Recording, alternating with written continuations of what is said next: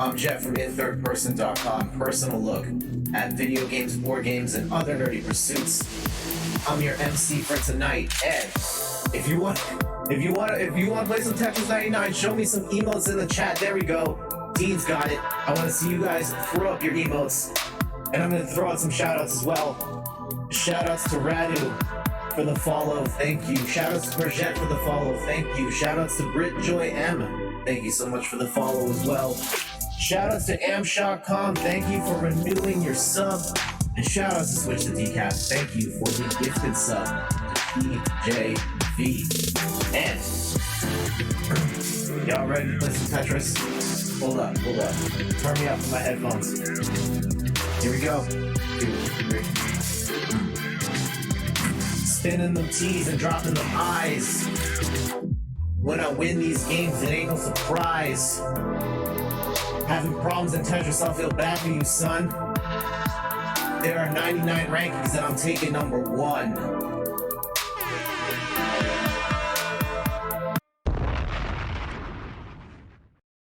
Hey everyone, I'm Jet from inthirdperson.com, personal look at video games, board games, and other nerdy pursuits.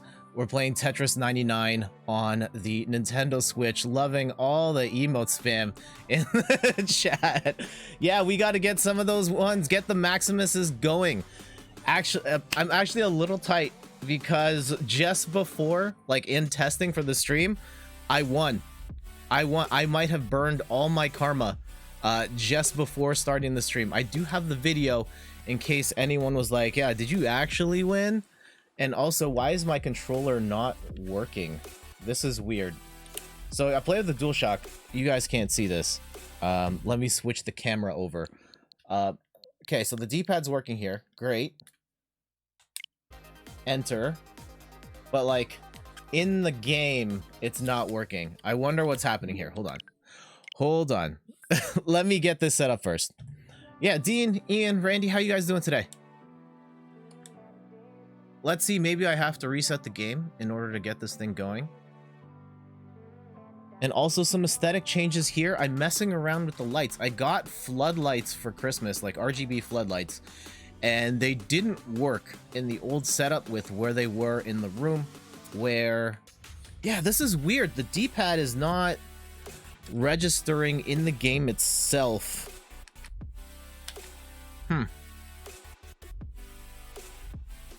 Playing some more Origami King. I don't have my copy yet. All right, we're gonna have to go the old-fashioned way. This is gonna be a little problematic, but I'm gonna have to play with a... Oh, I know why this isn't working. Please hold. Let's go switch back to this camera. You don't need to see this part.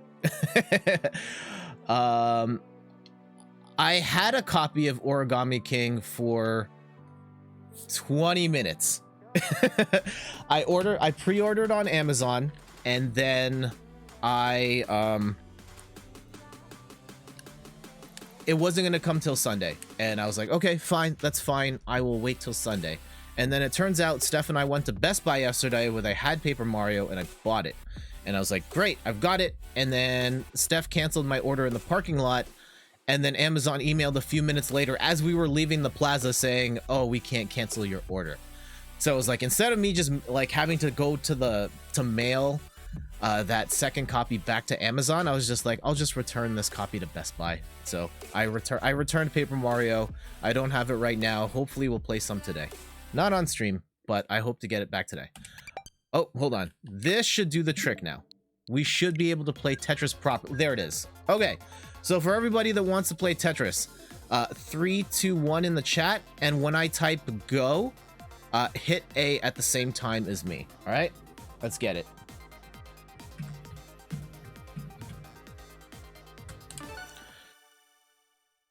Dean says, my first day off all week and I still woke up early for work. After you play Dungeons & Dragons Online, time for some more Paper Mario. Nice. I hope it's good. I've seen some of the screenshots you guys have been posting. It looks neat. I like the humor. It still seems to be very much there. Gameplay, we'll see.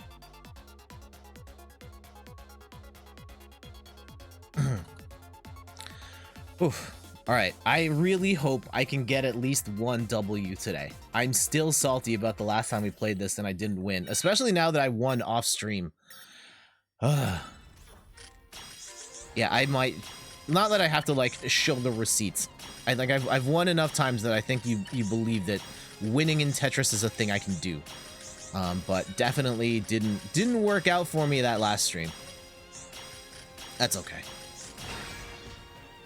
Yeah, I feel you, Dean. Even when I'm not working, my body wakes up. Yep, that happened to me today. I woke up, well, we went to bed at like 2 o'clock in the morning last night, and I woke up around 6, and I couldn't go back to bed. So probably not long after the stream, I'm going to be incredibly sleepy. I will drink a second cup of coffee, and then I will probably take a nap.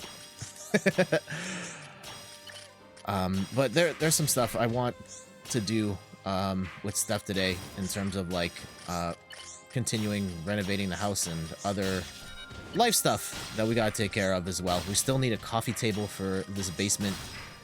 We might just do the IKEA. There's one we've been eyeing. It's basically, if you play Animal Crossing and you're familiar with the ironwood set of furniture, IKEA basically has that exact set of furniture, and we have pieces of it already in the house, in the basement. Our TV stand is basically an ironwood TV stand, and it looks very nice, but I can't help but think like, oh, this is straight up video. This is furniture from the video game. When it's not the other way around. When it's actually the other way around. This furniture in Animal Crossing is based on real life. You were excited to sleep in and 6:30 hit? Oh, man. Also enjoying it a lot. Alright, great. As long as you're enjoying the game, that's all that matters. I've been playing some other stuff where I haven't been enjoying it as much. And I wonder how much of it is like, I'm just not in the right headspace for it right now. But I started playing Bloodstained Curse of the Moon 2, which is a sequel to Bloodstained Curse of the Moon. And I really like the first Bloodstained. It was a sort of 8-bit inspired Castlevania-like game from the people who brought us like Bloodstained, and that game was great. And the second one is also like very similar to that, but it's also harder.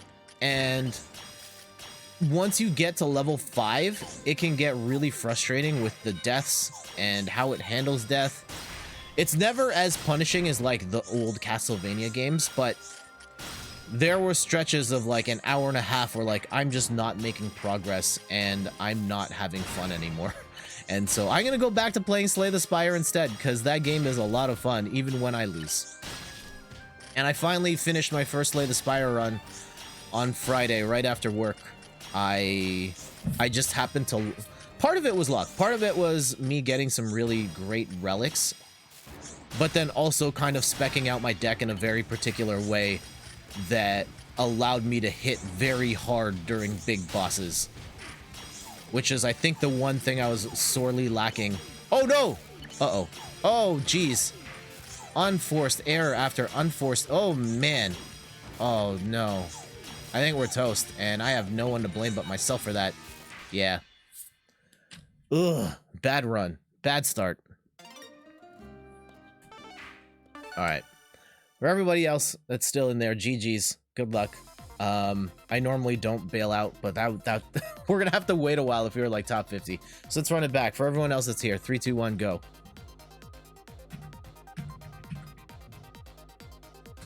And for those just tuning in, I'm Jet from inthirdperson.com. Personal look at video games, board games, and other nerdy pursuits.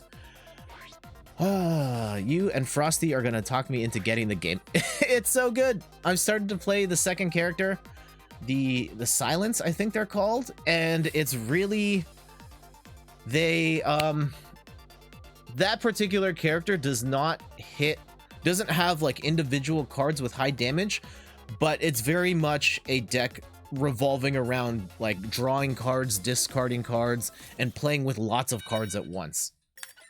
Gaining new cards, like there's one card where they have like the ability to like draw shivs, And a shiv is basically like, hey, I'm gonna throw this shiv at you and stab you for X amount of damage. But you can, there are cards that allow you to get infinite shivs in a way of like, I draw this card, and at the start of every turn, I get that as for damage each time. And there's stuff like that. They have this character also has a poison mechanic, where, yeah, you're just doing like sustained damage over a prolonged period of time, and you can add more poison. It's so good. It plays very differently from the other character, and I like that. I appreciate that a lot, that the playstyles come through in the cards. Text you the final product. Yeah, the shout outs to Frosty. Let's throw in a shout out here while I know we're playing Tetris. But yeah, shoutouts to... Does that box still work? Why didn't the... Oh, I know why. It's not...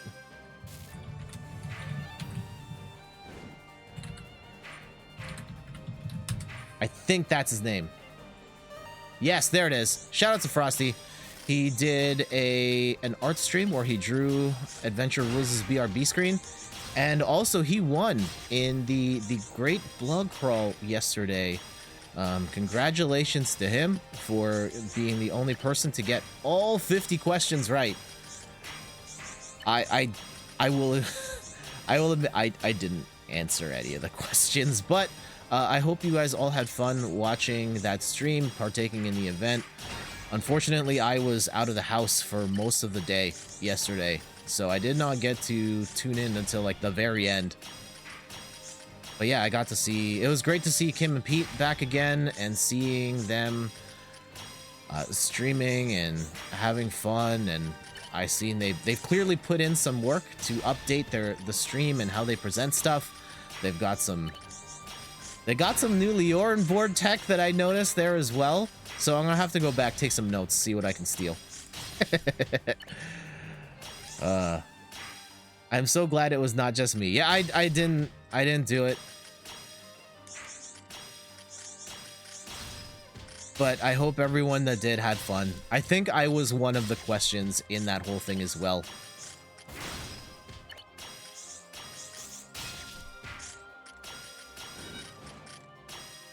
Yeah, generally speaking with the, that looks amazing.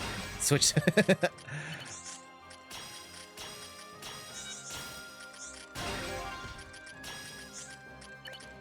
There we go. Put that over there. Let's get some top 50 action going.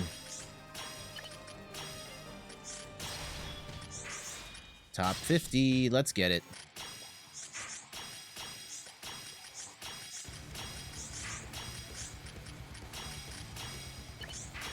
What else was going on? What else did I miss from the stream? I know they were playing Grand Theft Auto. I know they were having some online issues. Frosty won. I know they have some commands to make Pete sing and things like that. Like, yeah, I feel kind of bummed out I wasn't there for, like, the big time part, but that's all right. We'll catch them on the next one. I know they streamed this morning as well. Things are heating up. I'll throw them a shout out right after this, but I know they were streaming a game called Satisfactory. I watched, like, the first 10 minutes of that stream, but they were up at, like, 4 o'clock in the morning my time. So there, it wasn't gonna happen. But I hope they're feeling okay for all the drinking and such.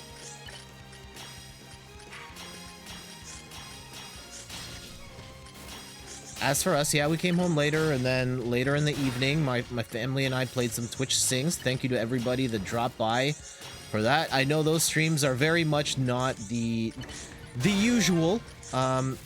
But it's fun to hang out with family and get to partake in an activity with them. Especially since everyone in the family is very musically inclined and a lot more talented than I am in that regard. That was a lot of fun.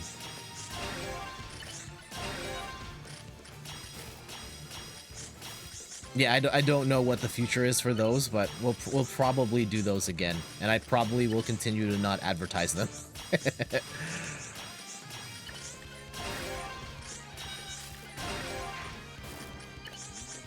All right, top 30, but we got a big stack coming in. All right, what can we do to cool off the heat here? Uh-oh. Oh, man. Okay, down. Down. I know I blocked the hole, but just bear with me on that. Here. I was banking on being able to do something like that. We should probably just keep it on attackers for now to get this person out of my hair.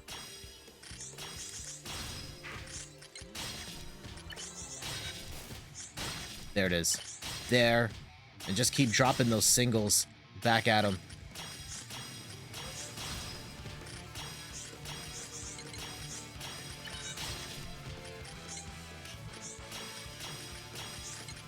There we go. Ooh, nice clean setup for a T-spin double. Let's get it. Yes. I know I don't do those nearly enough. Uh-oh. Created a unnecessary gap there, but okay. We'll work around it. We'll work around it.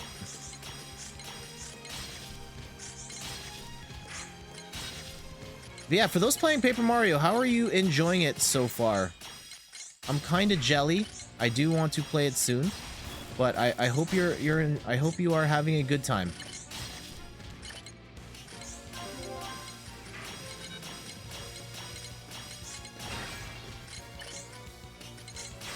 All right, bring it down, bring it down, bring it down. There. Down, down. Stop it. Let's go. Top 10. Can we put up a... Okay, one step at a time. Let's just focus on the task at hand. And yeah, we're getting hit really hard here. And this might be over for us real soon.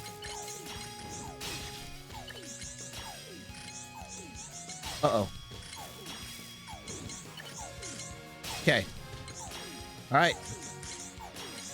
Down. Down. Okay. Focus. Focus. That... okay, no, that'll be okay. That'll be okay. There. Uh-oh. Down. Down. Top 2. Okay. Here we go. Let's get it. Let's get it. Yes! There it is. There it is. Game over.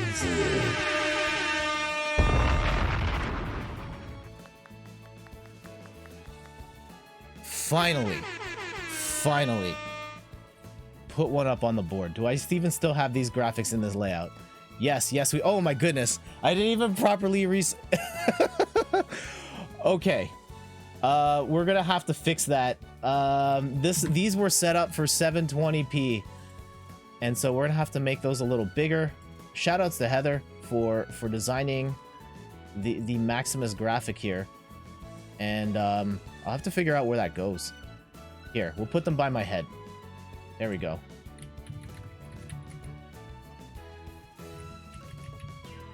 Something like that. How about that? Yeah. I've been tempted to buy the Origami King. It's been hard since opinions have been all over the place. I hear you. I feel like... We'll take a second here to chat. The Paper Mario Origami King stuff, and I come at it from a largely... Maybe not... I'm not the biggest Paper Mario fan. Not that I don't like it. I've only really played the original and then Super Paper Mario, which is it's a whole other thing. But the Paper Mario fandom seems to be in a weird spot where the Paper Mario community really wants the old style games, and Nintendo stopped making that style of game a long time ago. They've gone in their own direction and they've done different things, and I think that with as with enough games having passed by, and with Nintendo's track record, like, over the years, I don't think Nintendo's interested in making that style of game anymore. They want to do other things with the Paper Mario formula, and any sort of expectations of them going back to that are, I think, unfair. Like, whether those games are good within their own regard, that's a whole other thing, but I don't think we should expect Nintendo to go back to that formula. And that the rumor about the whole, like, this new one's gonna be a return to form, I think that just messed with the community, and it's the community even more. I think just building up these expectations that didn't have to be there. Really, that was kind of like a shooting ourselves in the foot of making ourselves think that, oh, this is going to be the one. And then when we saw that it wasn't that, everyone just kind of piled on like, oh, it's a fail again. Meanwhile, I have no idea. Maybe Origami King is great in its own respects, but I think there's a lot of people shutting it down before we even get to that point, because it's not that old game. I appreciate the vocal confidence. I definitely think this game does not scratch quite the same itch, but at the same time, it has its own spirit and style that are worthwhile on their own. It's different, but in a way that I still find enjoyable. Yeah, I think that's totally fine. And if we enjoy it that way on its own terms, that's fantastic. But again, there's going to be a segment of the audience that will never be happy with that, because they want the old thing. And Nintendo's not going back there. Try Bug Fables, I guess, if you want that classic style of Paper Mario RPG. Just kind of like how the way I can relate to it is like, Nintendo's not making another Advance Wars. I would love to see another Advance Wars, another stab at that, but Nintendo's not interested. Fire Emblem took off, which was kind of like Advance Wars, but not real. And we're like, well, we're doing this now. We're never making another Advance Wars. I think there's at least one other series I can think of where where they're just not gonna make it the way I want it to. I mean, Street Fighter, like, it hard resets every generation as well, so there's that. And that segment should play Bug Fables. Yeah, there it is. All right, you guys ready for some more Tetris? 3, 2, 1's in the chat. You know how it goes. And for those just tuning in, I'm Jet from inthirdperson.com. Personal look at video games, board games, and other nerdy pursuits, playing Tetris 99. We've got 1 W on the board today.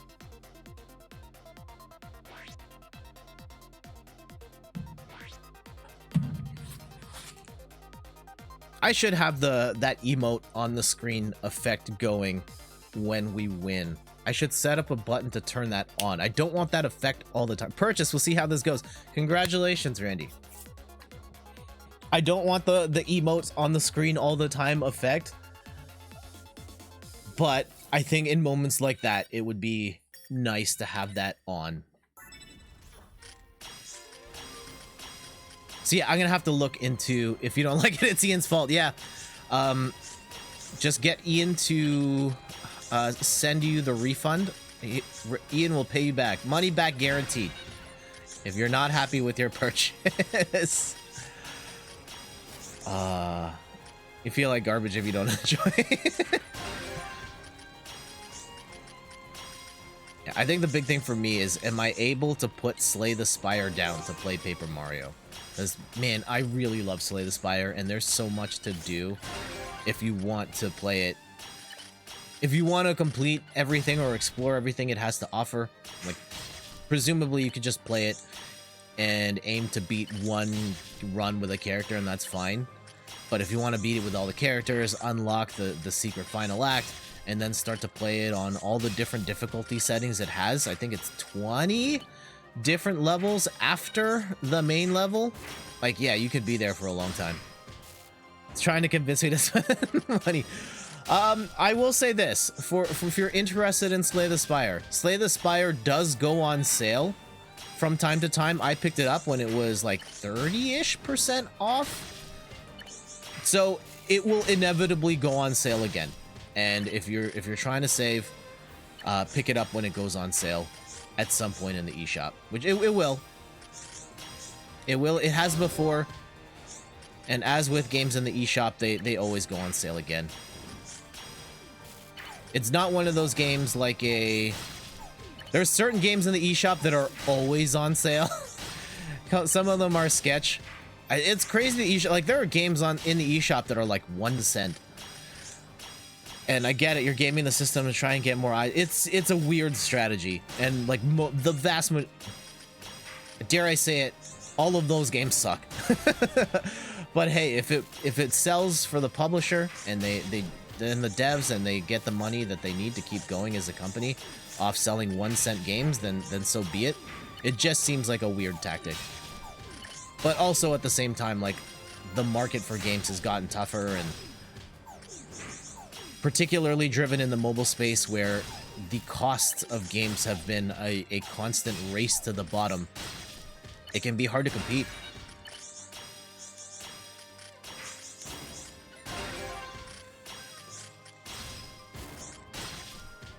Hey, Hanny, I've been here 5 minutes debating whether I want to buy Bug Paper. It was a Paper Mario now. First of all, welcome, Hanny. I hope you're doing well, and I hope we're not jinxing it, but I think the stream is running okay. I made a little bit of a... Oh, geez. I made a bit of an adjustment to my setup. And I think this is something I'm going to have to cope with. I really wanted to... When I bought this PC of like streaming full blast 1080p, highest possible quality settings, highest possible bitrate, I've made the executive decision to lower the bitrate. I understand that because I don't have, I'm not Twitch partner yet, and not everyone's going to get transcoder settings because I'm not Twitch partner. I don't want anyone to be left out looking at a slideshow because the stream isn't running properly on their end. So I've dropped the quality. Please understand. It still looks better than it did, like much better than it did before I bought this computer. But I am holding back a little bit of my power here. Which is a weird thing to say, because usually I'm cranking... With the old computer, I pushed that thing to the absolute limit of what it could do.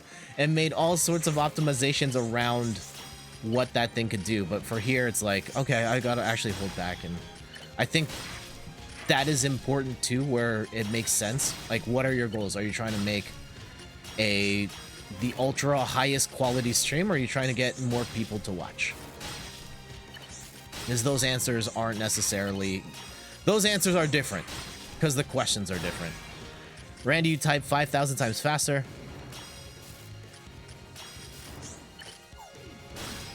Also, Killer Bay, how you doing?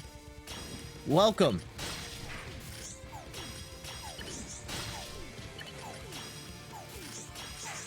All right. We'll throw down that line over here and drop that. Hola. Yeah, I hope you're doing well. Yeah, we're just playing some Tetris. If you want to get in on the next one, you're more than welcome to. We'll do a countdown in the chat, 3, 2, 1, and on go. Hit A at the same time, which gives us our best chance of squatting up. No guarantee we'll actually get in, but it seems to be like decent odds. We're gonna cut this down. I know I'm blocking the hole a bit, but I just want to take some of the heat off here.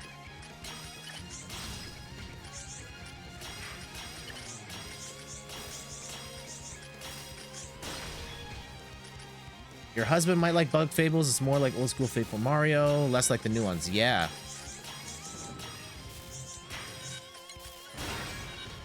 So yeah, Hanny, how's your weekend going? Did you get up to anything exciting yesterday? Steph and I were out for much of the day, which is why I didn't get to go to the pub crawl. We went to our local farmers market for the first time. That's definitely something, considering the fact that we're in the middle of a pandemic. They have assorted social distancing rules set up. Our city is now mandatory masks in public spaces. There is one-way traffic going through the farmer's market. There is... What else is going on there? Yeah, limiting social distancing measures are in place. There's only half of the booths. Like, it used to be twice as many vendors as there is now. Uh-oh. Yeah, so they cut that in half to ease the traffic flow. Oh, jeez. That's no good. All right, we'll keep the names up on the screen so you can see for anyone here who's playing along. I'll take an opportunity to chat. Yeah, I'll switch to this camera and I'll pull up. In my mind, just afterwards. Hey, dude. Yeah, right. Oh man. Shout outs to Killer Bay. Thank you so much for the follow. Max respect, dude. Thank you. Hanny says, I'll check it out. Thanks for pointing me there. Ian says, probably easier to read the stuff I already wrote. Okay, fair enough. And Hanny's, I played out half of Final Fantasy VII in a single day and beat it. Wow. Shout outs to you. GG's.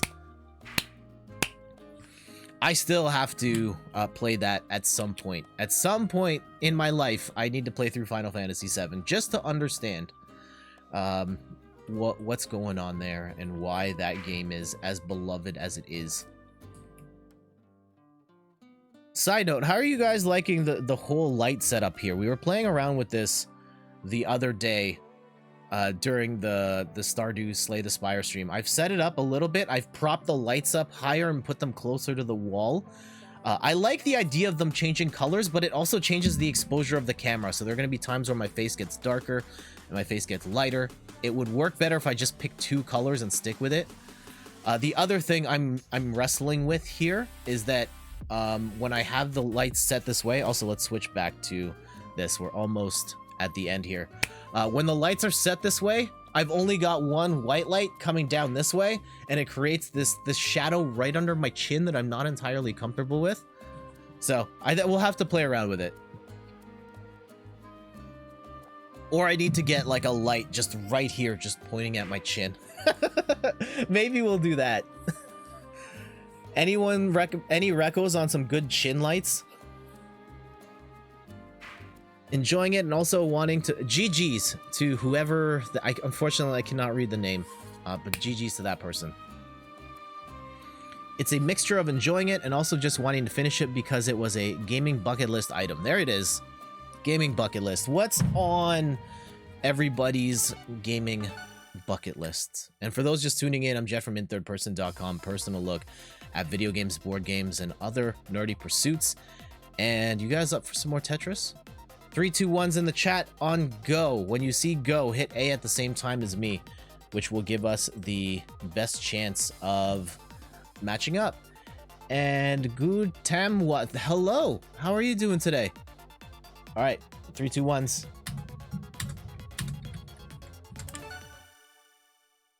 All right, switch cameras over, and there it is.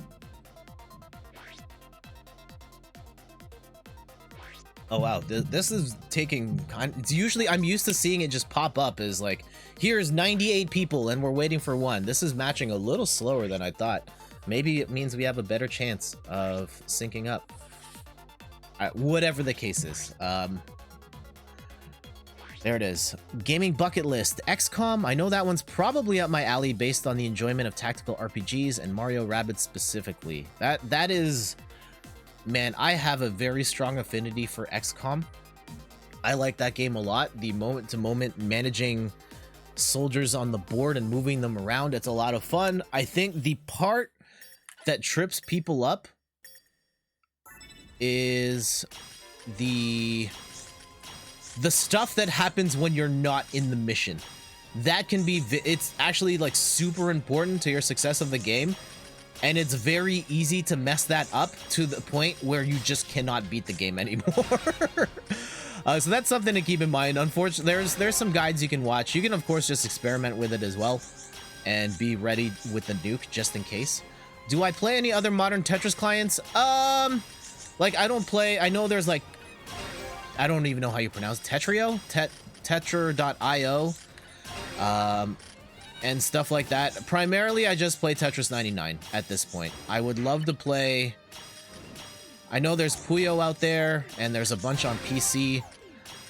I hook up the NES sometimes, and I'll play like retro Tetris that way, but I wouldn't consider myself like super plugged. Oh, geez, that plugged into the Tetris scene where I'm playing it at that level, or with that level of enthusiasm.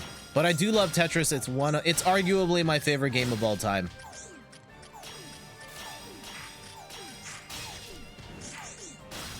Tetrio and J Tetris. Yeah, I've heard of those ones from others who have come in the chat. For the purposes of streaming, at this point I'm playing mostly Tetris 99. I would love, though, at some point, to find a good 1v1 Tetris. I love Tetris DS. That's my all-time favorite version of Tetris. You took part in WPL, then you know you have Do-Re-Mi. Yeah, wow. Yeah, see, I'm definitely not at that level, but yeah, Do-Re-Mi is a name I've heard, and I take it that they are very good. But yeah, I hope you did well and had fun. Most importantly, had fun. I understand that in a competitive environment, fun kind of can take a back seat, and I get that. Like, I used to play Street Fighter at a tournament level, and at that point, like, the fun wasn't like, yeah, fun wasn't necessarily at the top of my concern list. At that point, it was more like I want to win. Though there's inherent fun of like being in the moment and pulling off fun combos and trying to outsmart your opponent and getting joy out of like, oh man, I got fooled by the opponent doing this really cool thing, and so on. But yeah, right. in the heat of the tournament moment, you're not necessarily like, am I having a great time? After the tournament, when you're like, oh man, I didn't have fun at all, then, or like, I'm just not having fun playing the game, that's when you really have that discussion of like, is this fun? Not gonna lie, one of our most upbeat Tetris streamers I've met. You're one of the most upbeat? Oh, thank you. I appreciate that. And also, dude, Thank you so much for the follow. yeah, I appreciate that compliment. And upbeat is, I think the challenge, and like, I'm not the most plugged in when it comes to the Tetris 99 streaming scene, but I get the sense watching the streamers that I've watched, and some of them like absolutely incredible players, like run me under the table in terms of Tetris. But the Tetris is a really hard game to play. Here, like, one, it's a hard game to play. Two, it's a really hard game to play and stream. I think the idea of like, how do you keep a dialogue going while still playing at a high level is incredibly difficult. And I make concessions to my abilities as a player in order to try and maintain a more entertaining stream, and that's the decision I made. Sure, I lose less, or I lose more, but I would rather keep this conversation going, have more people have a good time watching, even if that means I'm not as good as I could be. And not to say that I was going to be like competitive level Tetris player anyway. I think as long as I'm like good enough that I'm happy with how I'm performing, then I'm all right. Holy crap, that was nice. Oh, thank you. I'll be lurking, do some cheese race. All right, cool. Take care. Thanks, man, for dropping by. Thank you for the follow. And those some really kind words from you there as well. I appreciate that.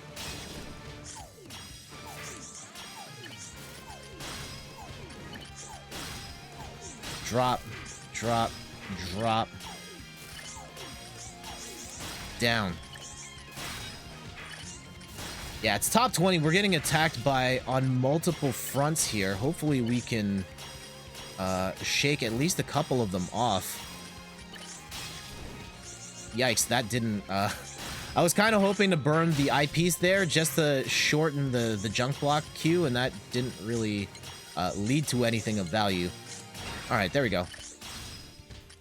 crack through a little more. Down. Down. Yeah, gaming bucket list games. Final Fantasy VII definitely up there for me. Metal Gear is one, especially now that I've tried it. And I think that game is incredibly weird.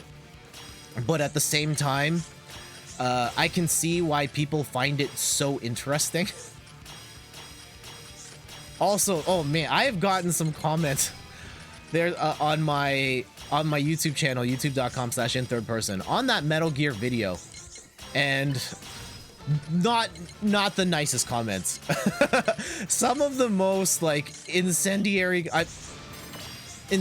comments. I know YouTube, that's a place for that. But on the Metal Gear one in particular, of people who are like, what? How do you not appreciate the... I think, yeah, one of the comments was somebody claiming that I didn't have an open enough mind for Metal Gear. Like, wait, what?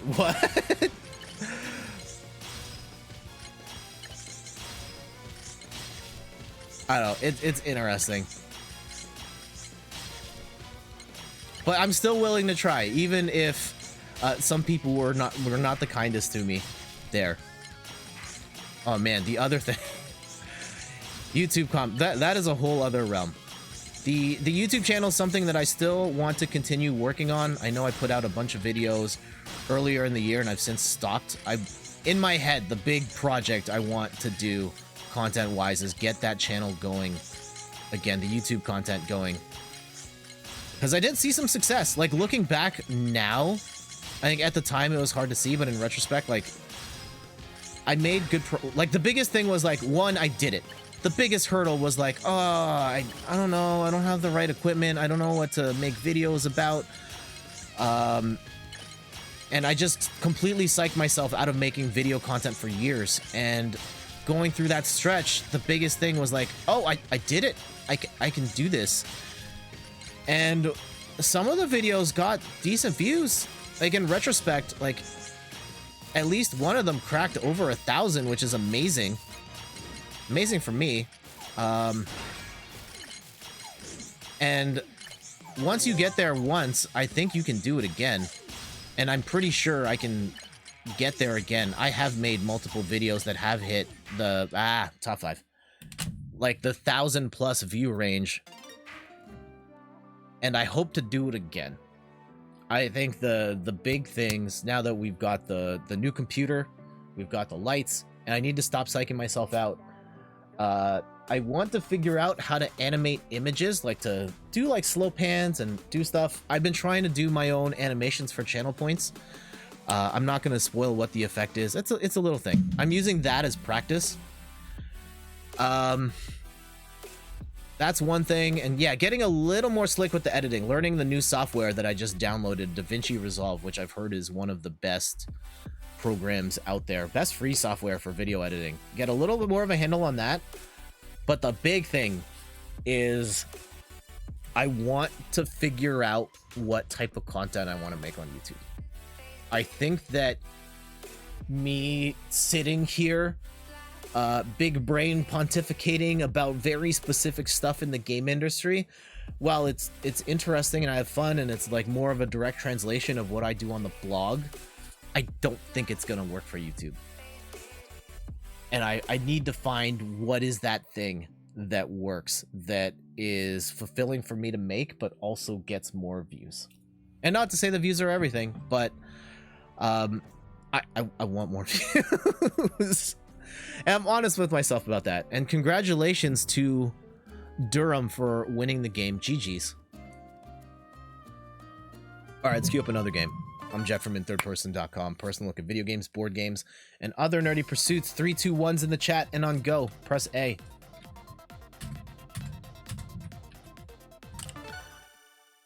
And I think the discussion about like, oh, it's your platform and make whatever you want. Just do stuff to be happy. And I know I even said that on Ian's stream earlier this week when it was like, oh, I'm not sure what games to play. I want to pick stuff that leans into my strengths that people would want to watch. And I was just like, you know, dude, have fun. At the same time, I sit here and I'm like, I'm playing these specific games on stream in order to maximize my audio. Like, I do the exact same thing. I think where it's different and like finding that balance of creative fulfillment versus performance success and getting people to watch and all that is, I think, just being honest with yourself in what you want at what space. And I think I've drawn a hard line in the sand. I drew a hard line in the sand a long time ago that I was not going to care about the numbers on the blog. The blog was going to be my place where I create content, whatever I want, whenever I want. I wasn't going to sit here and try and rush a review for a hot new game in order to try and capitalize on the momentum. Because, like, quite frankly, that didn't work for me anyway. I wasn't going to try and, quote-unquote, oh man, we're going to get bounced early here. Try and write stuff to lean into search engine optimize, like that stuff. Like, yes, I could probably have more traffic writing for that type of content, and some of my best stuff in terms of traffic is stuff that works really well in SEO. Right now, the #1 post on my blog is the microphone guide, and it's crushing it. Absolutely crushing it right now. Like, thousands of views per month. Do I want... But that was something I wrote because I felt really passionately about microphone settings and streaming and helping others get their mic set up. But if I was to just try and write to, quote-unquote, game the system all the time, like, it would crush my soul. So I don't. That said, I want to find a better balance on Twitch. I want to find a better balance on YouTube. I want the... I want higher numbers. I want to get more people here hanging out, commenting on the videos, enjoying them, hanging out on stream. All of that stuff, and I want to build a thing that does that. And so I make decisions to try and make that happen as best I can. And it may not always align with, this is what I feel in my heart, but you know what?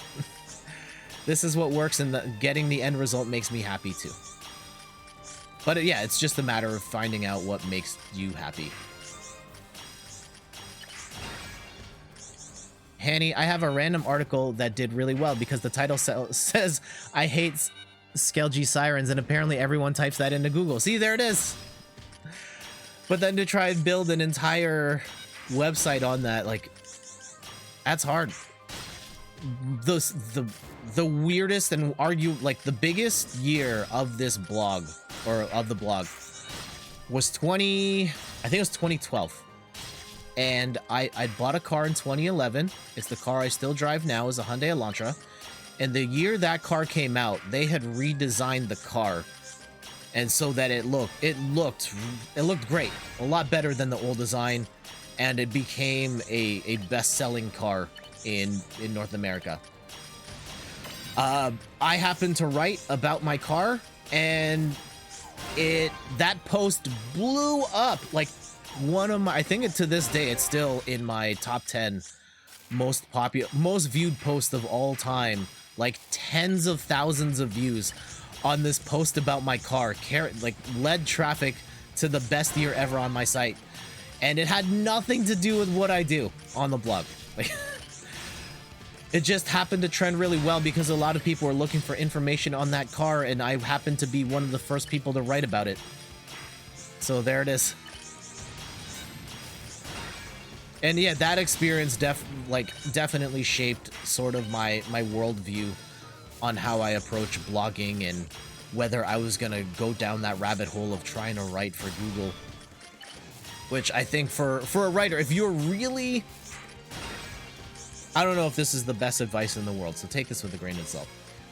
If you're really focused on the numbers and trying to get as many people to view your blog as possible, write posts that people are looking for on Google.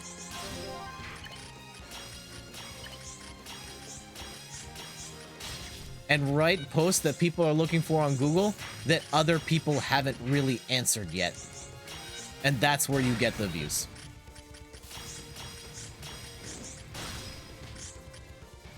We're not gonna do that. We're not gonna set up for T-Spin right now. Now you have to buy more cars to keep the drive. Yep, exactly. Exactly. Right now, the thing that's driving traffic on the site is that microphone guide. People are typing in, like, streaming, live settings, OBS microphone, like, all that stuff. I'm on front page of Google, like, in the top search results. And that has had this effect where that's boosted this, like, the ranking, search ranking score for that post. But then it's also driving people to my webcam guides. Because, yeah, right now it's the microphone post and the webcam guide, which is great. That's stuff I'm writing about right now as well. But it's... I don't plan on converting the entire site to just writing about streaming stuff. Hey, Switch to Decaf, good morning. How are you doing? Also, thank you for dropping by, and thank you for the gifted sub. If you want to go back to the VOD at the beginning, I definitely gave you a shout out during the opening song. Also, I feel kind of bad thinking about, like, you gifted a sub yesterday, and I hope it wasn't because I said you didn't pay. Like, that was entirely a joke, and I could totally send you the money back if you were like, oh man, Jet made it weird and now I have to give him money. That was not the intent at all. Uh-oh.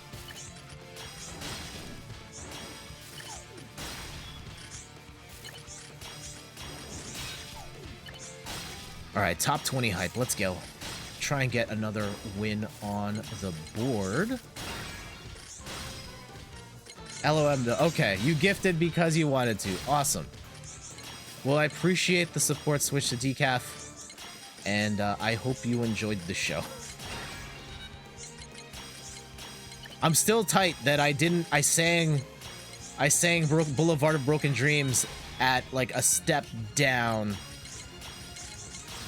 I think next time I will perform that song first and I will do it better. But yeah, that was for you. And again, we need to get the community stream going. We'll have, like, a whole bunch of people come by and perform on stream. Like, party size is 6, and then people can drop in and drop out as we go, so we can get a lot of people singing. And yeah, ukulele would be fun too. Yeah, I need to put in more work to actually, like, get good at ukulele, because I'm bad.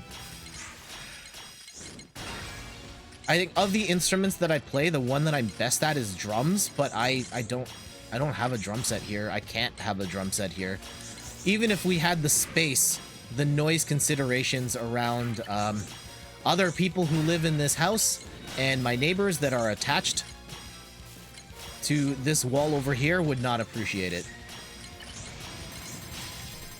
Hey, almost top 5. Yes, top 5. Let's go. Try and get a W.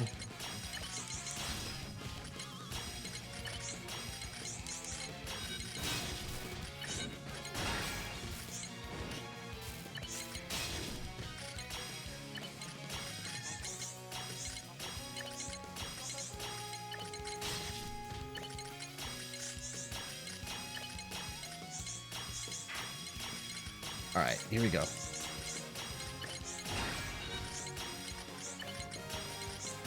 There.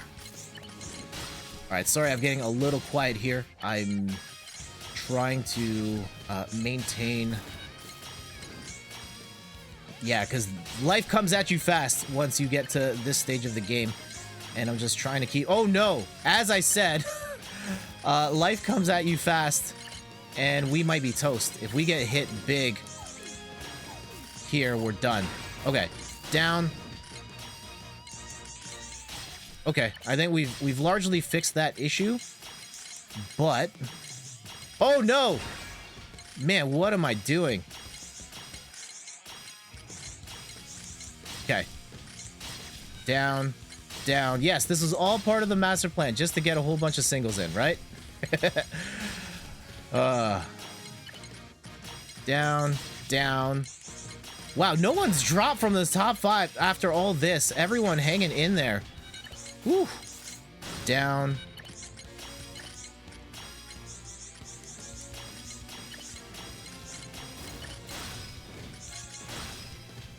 Okay.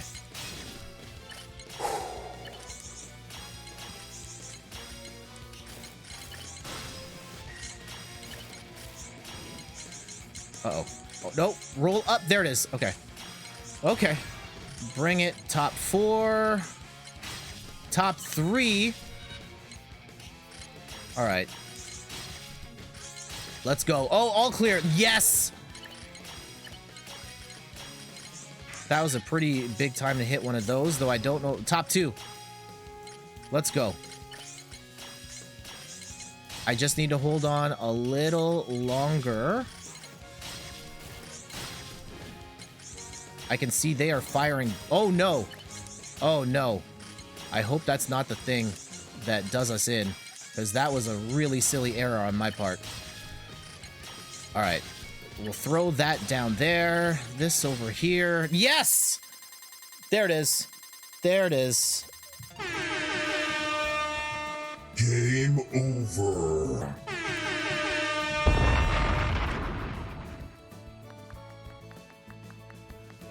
GG's. Also try to spike them. I got him. I got him. It's good. It's good. We did the thing. We did the thing. We'll go throw up a second W on the board here. Let's go.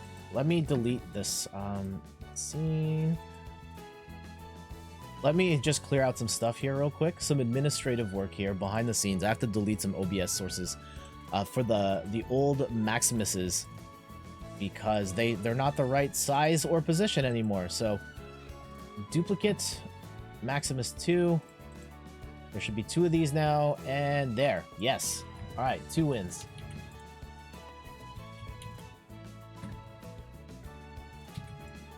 Yeah, there we go. I like that lineup.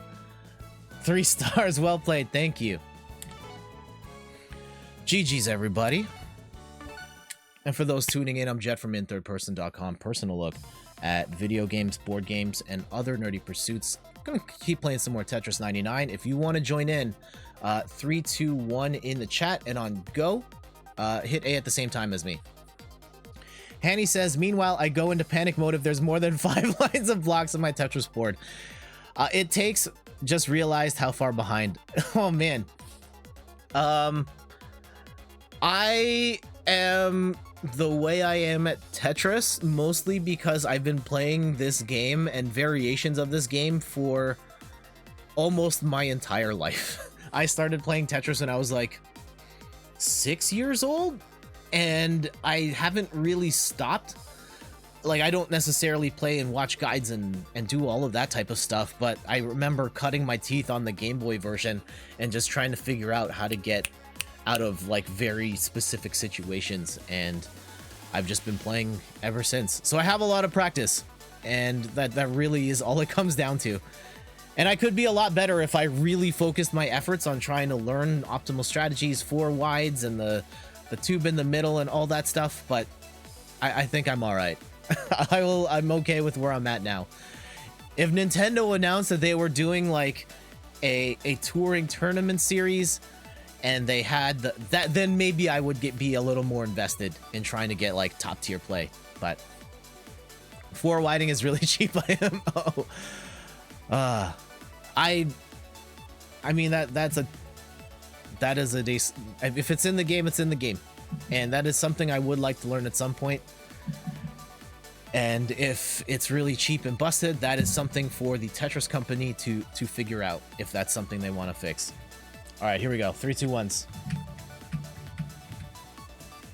Bang.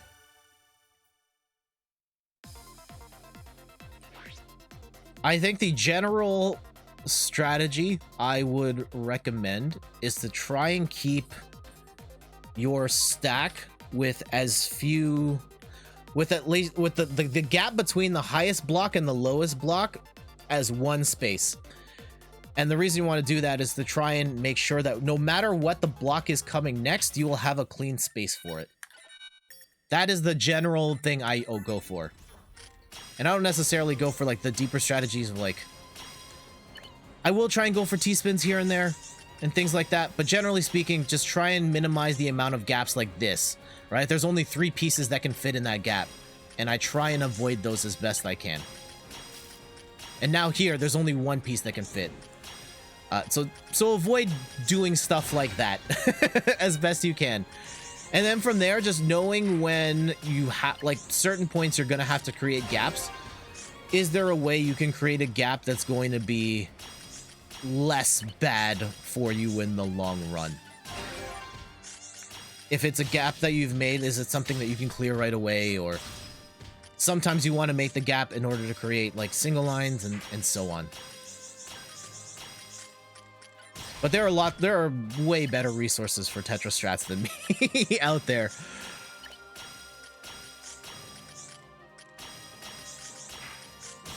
I just black out and stack blocks.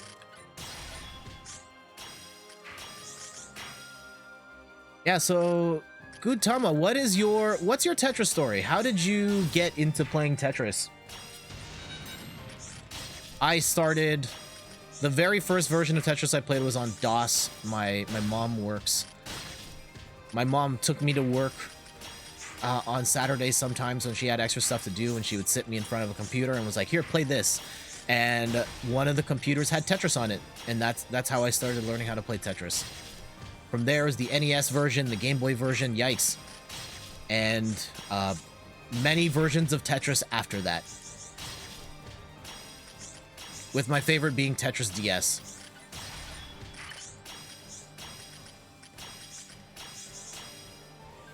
Ruh-roh. Here we go. We'll do that, and we'll try and set up for a T-spin. Oh, yikes. So here, like, I have... Clearly, I have... I'm gonna have to make some gaps here. How do you then figure out working around this?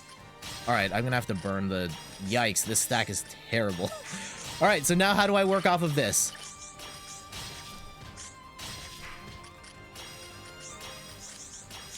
Build. And boom, Tetris. And now we're a little better off, but we should be good eventually. There it is. Okay. And I know I blocked that hole again. We'll get through. We'll get through. Mostly because I didn't really have time to game, and then in March quarantine hit, so you're like, okay, Tetris. Oh, so you're fairly... You stopped playing for some time, so you like your favorite is the DS. So is mine. And yeah, quarantine playing Tetris. Let's try it. I'm glad you enjoy it and you're back in. How has quarantine impacted you and your family? I hope it hasn't been... I mean, it's been rough for everybody, but I hope that you and your family are safe and are doing okay and able to survive under these circumstances, which are less than ideal. Yeah, for me, I haven't been able to see much of my family in person at all during these times. Like Randy I saw yesterday for a little bit. I haven't been inside the house though since this whole thing started. I pet Randy's dog, well, my mom's dog, for the first time in like since February? And that was definitely a weird thing where like I've seen the dogs each time I come by and I've been reluctant to touch, and this time, just with things going the way they have, it's been a little better in terms of the control, and maybe I'm still putting at risk, and if they said no, that it is what it is, but it was nice to pet Cooper and Izzy again. You pet your mom for the first time? I have not, see, there's the thing, like, I have not hugged my mom since this whole thing started. I haven't hugged Randy since this whole thing started. I haven't touched anyone in Steph's family since this whole thing started. I haven't pet my mom either. Oh man, when was the last time whoa, okay. No, that's going too far. Rated M for mature. Also just weird.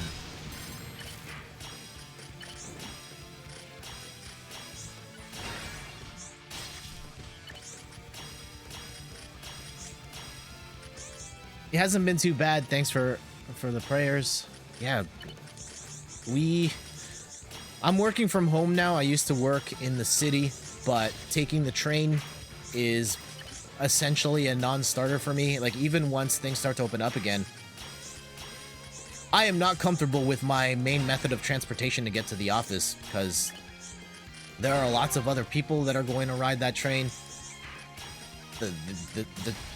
the system hasn't really been built for social distancing. I don't see it making sense going forward until there's a widespread adoption of a vaccine. So we'll see what happens. I think I'm going to be working from home for at least till September for sure. And then after that, I don't know. But yeah, I'm fortunate enough where I'm able to work from home and mitigate a lot of my risk. So Steph and I only really go out for groceries. I've seen Randy during a handful of times where I picked up or dropped stuff off at the house. And then Steph's family I've seen a little more, but they also have like a huge backyard and we're all keeping our space, and I haven't had Steph's family's cooking at all since this whole thing started, and we're mindful of stuff like that as well. My mom has just now started getting to see the grandkids, but it's rare. Yeah.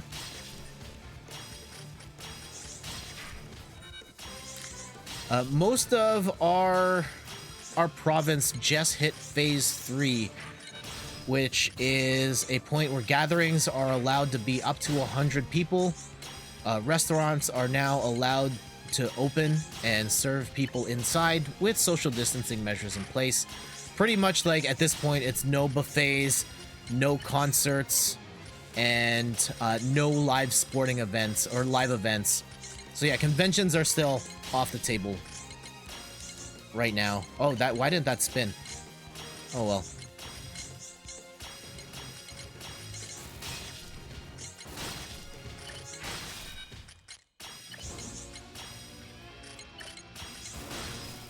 But yeah, even now, like, I don't even feel comfortable eating at a public restaurant on a patio. Steph and I went to the farmer's market for the first time, and we had Starbucks breakfast sandwiches, and we ended up eating, like, on the stairs of the outside stairs of outside the parking garage. Because that was pretty much the only place we could eat. Uh-oh. This is not looking good. But we're gonna try. Never say never. As long as we don't get, like, majorly hit right now. Uh-oh. And we're gonna get hit right here. Uh-oh. Uh-oh. Okay, bring it down. Bring it down. Bring it down. Bring it down. There we go. Down. Down.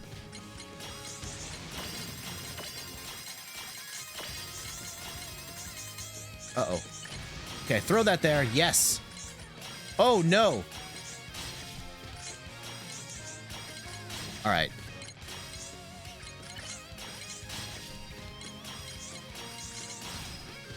Top 4. Top 3. I need that eyepiece so bad. All right, can we just crack through? Yeah, I know I blocked the well, burn a couple lines off the top. That's okay.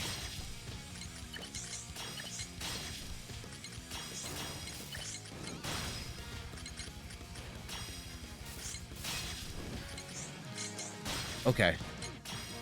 Whoever is attacking here is doing a pretty bang-up job of sending stuff over. I don't like it. I don't like it. Do not want. Here. The problem here is they are sending junk blocks faster than I can clear them. Oh, top 2, let's go. What up? There we go. Oh, no. That was bad. That was really bad. Good thing we are... Okay. Not the... There it is!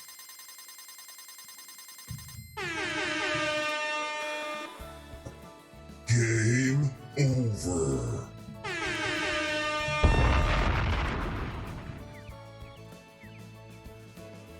Get it.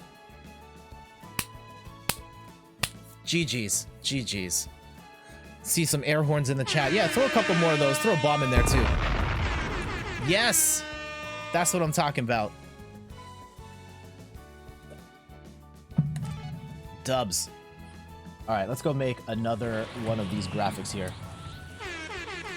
Duplicate. Yes! Cash in those points. Spam that air horn. Oh, we got the super... Ah!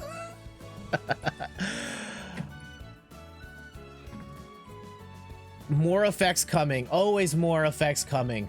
I think some of the stuff I want to experiment with more is the green screen stuff, like the Super Saiyan. And some other camera things as well. Like, where is it? I love this one. That. Oh, there we go.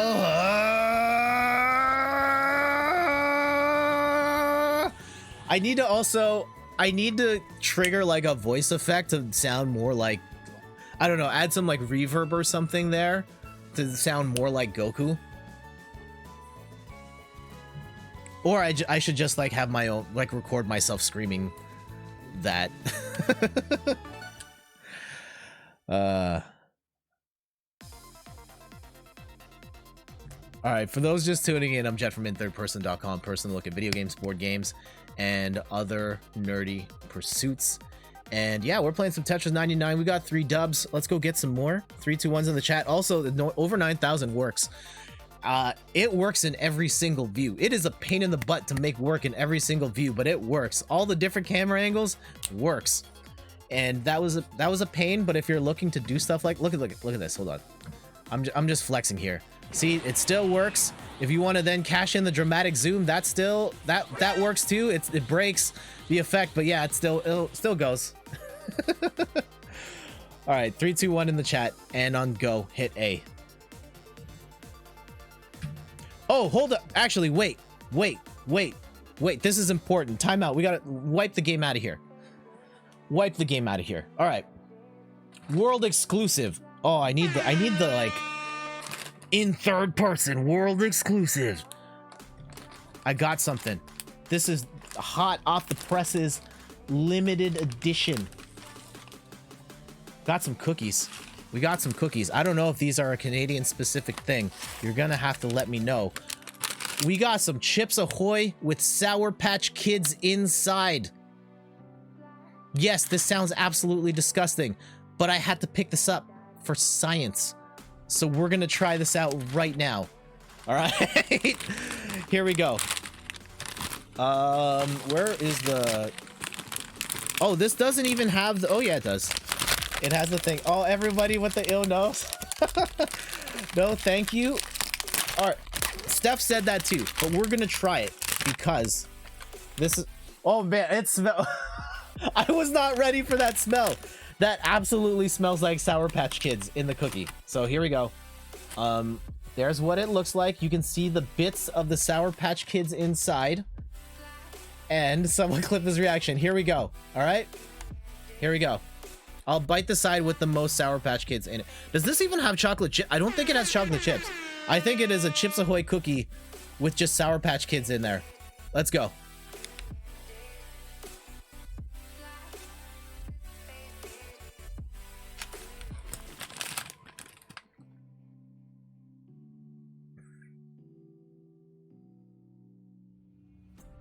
This is weird. This is weird. I love Chips Ahoy cookies. I love Sour Patch Kids. This is not a great cookie. I might get used to this. Like here you can see the bits of the chunks inside.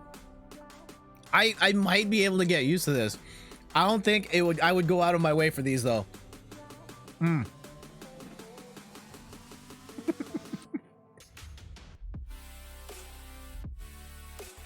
And then you get like the crunchiness of the cookie with the chewiness of the gummy candy in there as well. So yeah, there's definitely some weird mouthfeel stuff in there. There's the sour going on with the bread. Like, I don't know what to make of this, man. I don't know. How about some Tetris? How about some Tetris? Here, how about we do that weird mouthfeel? Should set up a channel point reward. Every time you guys cash it in, I have to eat one of these cookies. Ah, Dean didn't get it. Oh no. How many channel points is it gonna cost for me to eat one more of those cookies? Oh, Dean going for it. Dean going for it. Oh no. Okay, here we go. I will set up a channel point reward for these cookies right now. This might be a one-time thing. Channel point. I need it to be like a high amount. I mean, you're going to want it to be a lot, or you're going to feel deep regret. Yes, that's what I'm saying. But I also want people to be able to do it today. Here. Oh man. Eat Chips Ahoy Sour Patch Kids cookie. Gross.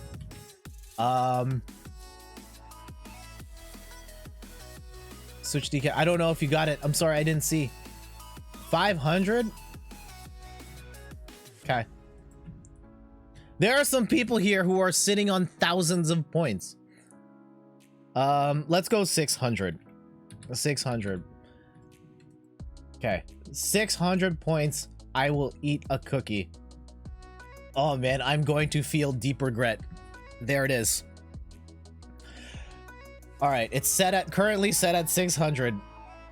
Ian has like 50k. I know, he's gonna make me eat the whole bag. One, go.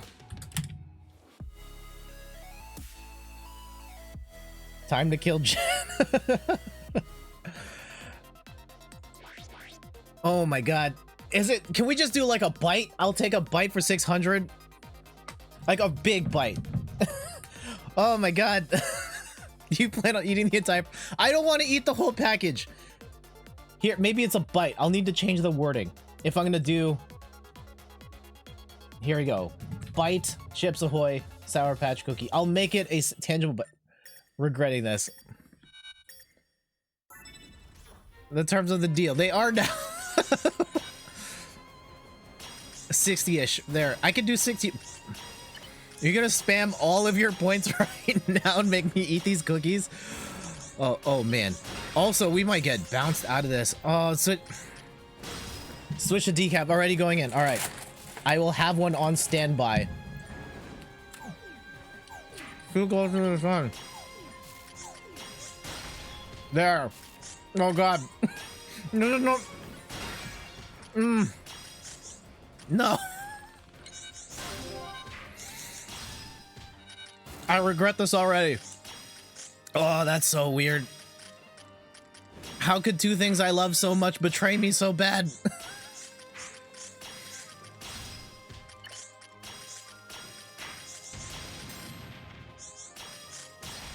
And yeah, we'll do it so that if I will eat the cookie no matter mid game. If it's top 2 and you cash it in, I will try and find a way to take a bite of the cookie while I'm playing.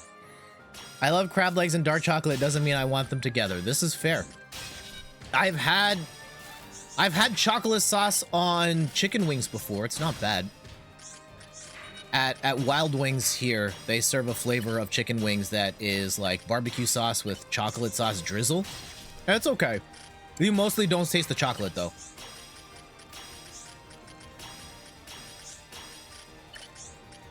Oh man, the gummies are stuck in my teeth. Oh, this is a bad look.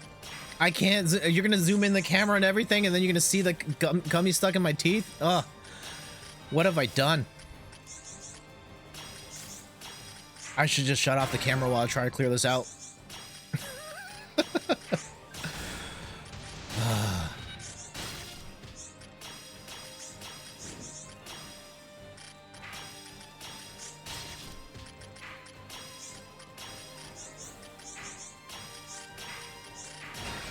I will say they are not the worst cookies. The Sour Patch cookies are not the worst. It's just weird. I could see myself. Wow, I totally blanked out. I could see myself getting to a point where I can tolerate them and be like, you know what? These aren't the worst cookies in the world. I'm hungry.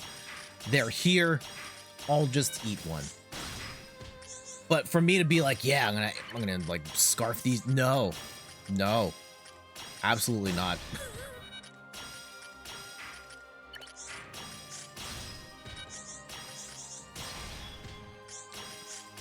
Are there any other like flavors of things out there that you're just like, oh man, that was a terrible idea. Why would anybody want that? You know, like mint chocolate chip ice cream? Ugh. Savages the lot. You're just trying to trick us into... Not doing it.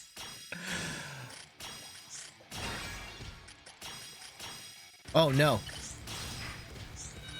There it is.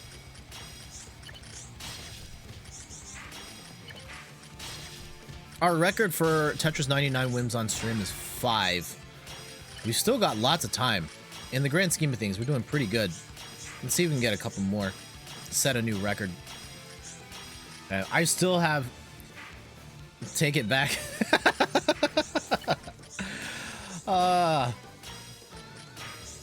I will go as far as saying that mint chocolate chip ice cream is not for me. But yeah, I don't like that flavor. I don't. If you like it, you like it. You do you. Pretty much everything bacon flavored is not meant. See, I like bacon. I will tolerate some bacon flavored stuff. But yes, it doesn't need to be on everything. Oh man, I've got a hot take here. I've got a hot take, and we're about to take an L in a second here. I might get canceled for this, but I think I need to speak my truth. Okay, give me a sec.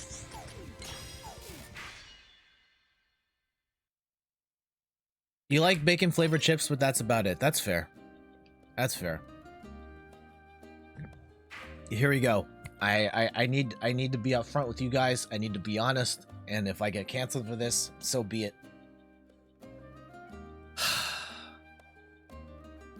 Hold on. Actually, this is serious. We're gonna wipe the game away.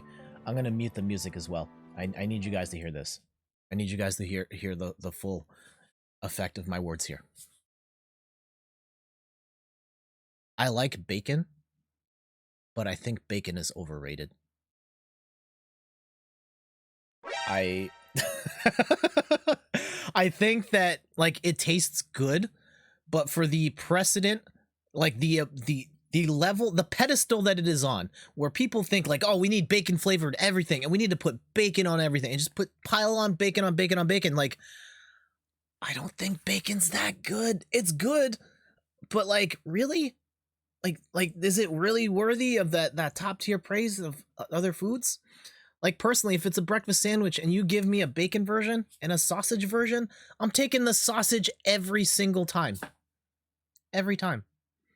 Bacon, like, it tastes nice, but it's not filling. It doesn't have as much juice. Bacon is like a nice complement to things. Whoa. Switch to decaf, going next level. Bacon, I can't go that far. I can't go that far with you. I will go with you to a point, but I'm not going down the bacon is bad territory. Wait, God mode's gone. What was I gonna do? I had to take God mode out. It was crashing OBS every single time. I will look to find a way to get it back in there. Yeah, God mode was too godly for the stream. Maybe because I'm on a new computer, it will work now, but I'll have to recalibrate the whole thing to make that thing work. And yes, I guess that would have been the time for God mode. Also, there's still stuff stuck in my teeth. Oh. Okay, we're just gonna do this. Like, don't look. Don't look. Don't look.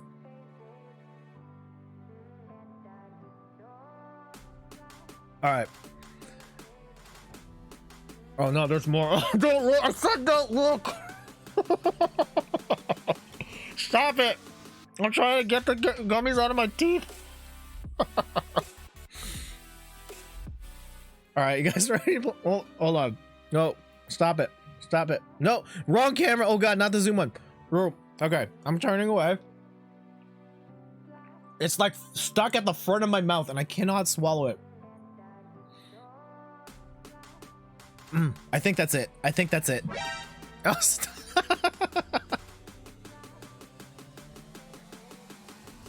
giving us too much power. All right, time to back out. Let's go and run it back. 3, 2, 1 in the chat, and on go, hit A at the same time as me. Let's go.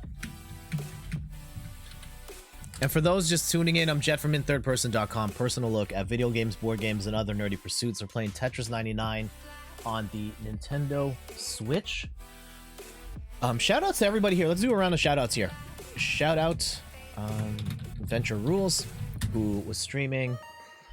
Yeah, he just finished up Paper Mario on his stream. Definitely check him out. He's awesome. Who else can we throw shout out to?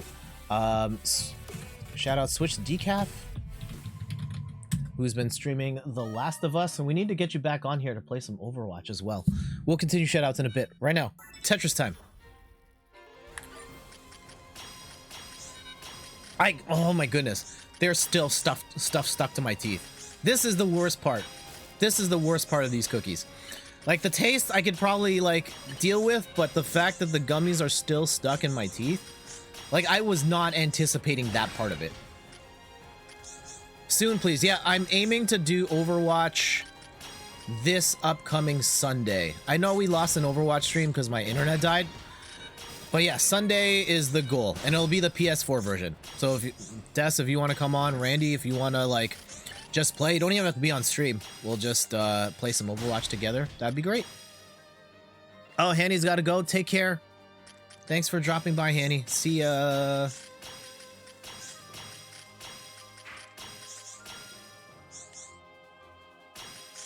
I don't know if you guys can hear me. Oh man. Night vision, yes.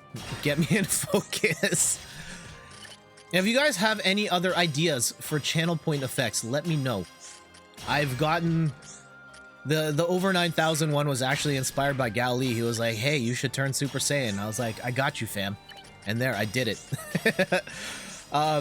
There is a lot possible within my abilities. Not all of it's possible. Like, I can't do motion graphics yet. Working on it. But I can throw things on the screen for sure. Does Overwatch not have cross-platform? No, it does not. Playing Overwatch on PC is something I'm looking to do at some point as well, now that I have a PC that can actually run it.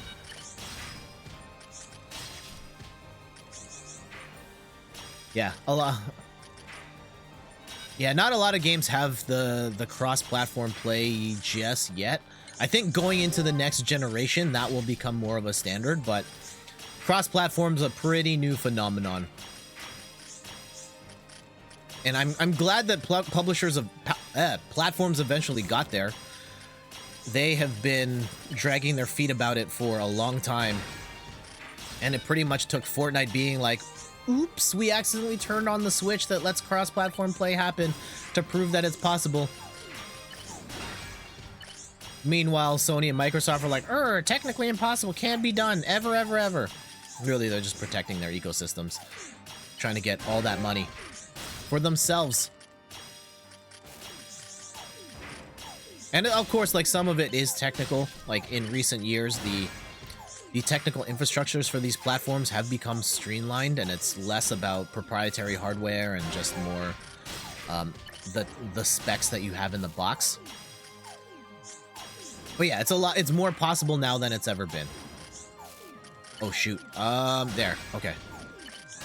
I know I blocked the hole. We'll just throw that over that way.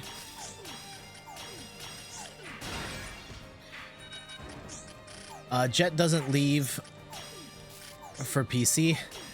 I'd gift another sub for that. You don't have to give another sub. I don't know if I'm going to leave for PC, but I do want to play on PC. I don't think I would ever leave consoles behind. I love the convenience of consoles too much.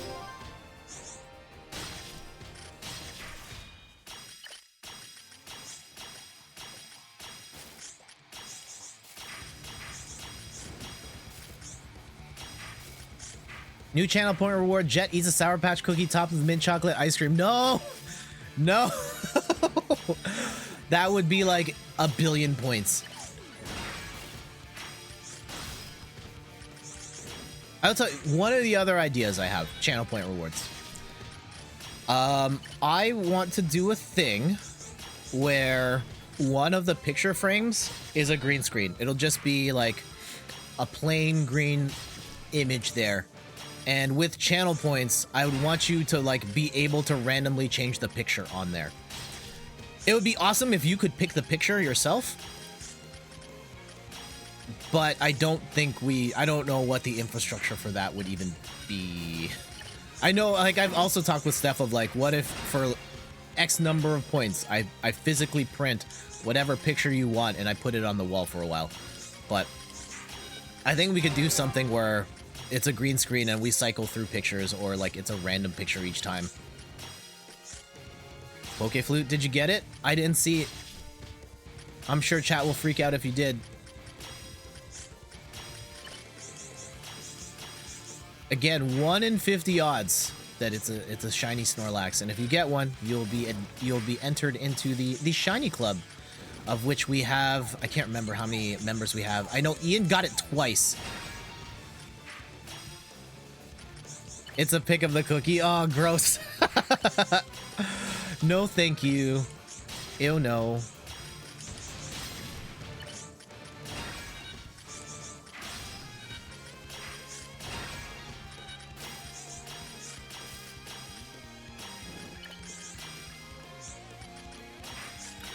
All right, top 20.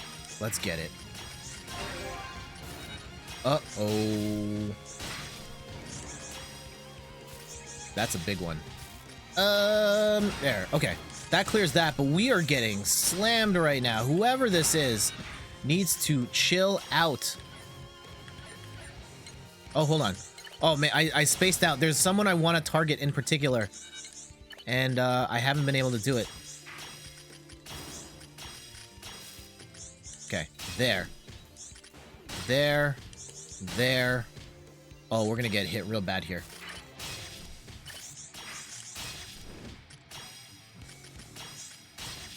I don't think I got that KO. That wasn't worth it. Definitely not worth it. Okay.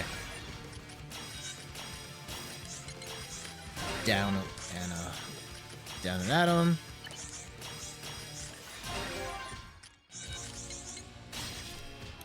All right, top 10. Let's go.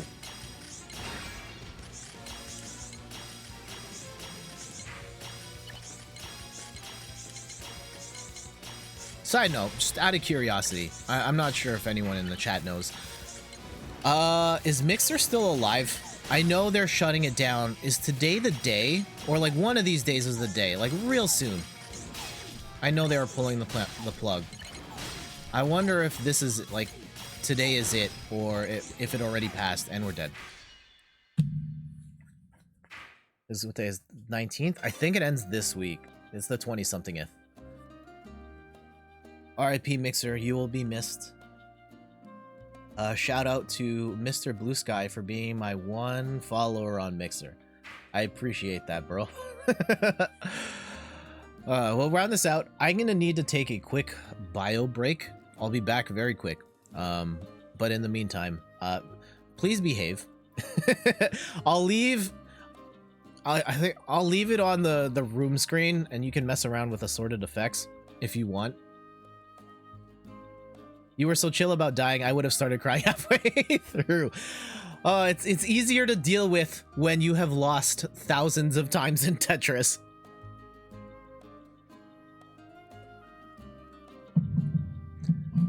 Jed and his biographies.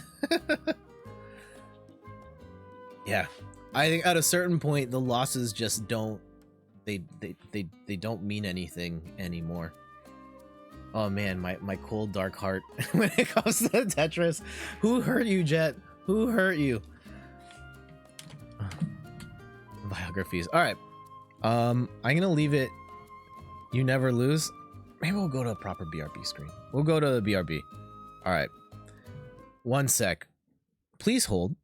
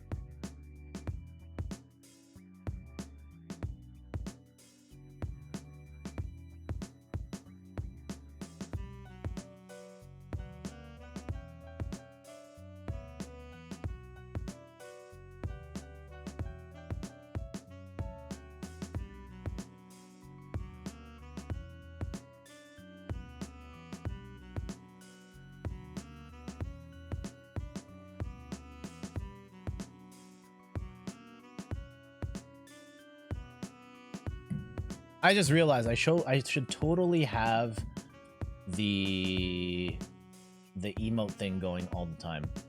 Hold on. Intro. Where is that? Pixel. Let me throw this on the BRB screen as well. Hold on. Please hold. BRB. Here. There we go. Now when you're in this screen, you can also spam emotes and it should do the thing. Yeah, that's what I'm talking about. Now you guys have more stuff to do while I take care of things. While I pick out gummies from my teeth.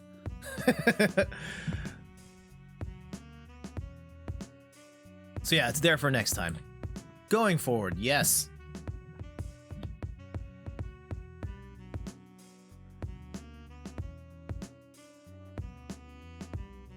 You ain't gotta flex like that. Hold on. All right, I'm back. I'm back.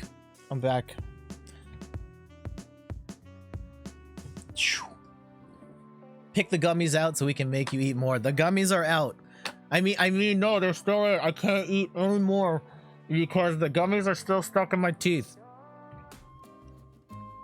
GG's to whoever this was that won. If you guys are interested in playing along, 3, 2, 1 in the chat on go.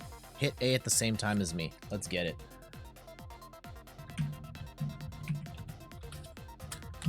It's weird. I feel like when I eat Sour Patch Kids, I don't know if you have Sour Patch Kids in your part of the world. They're shaped like little kids, and they're sour and they're gummy. I don't feel like these ones get stuck as.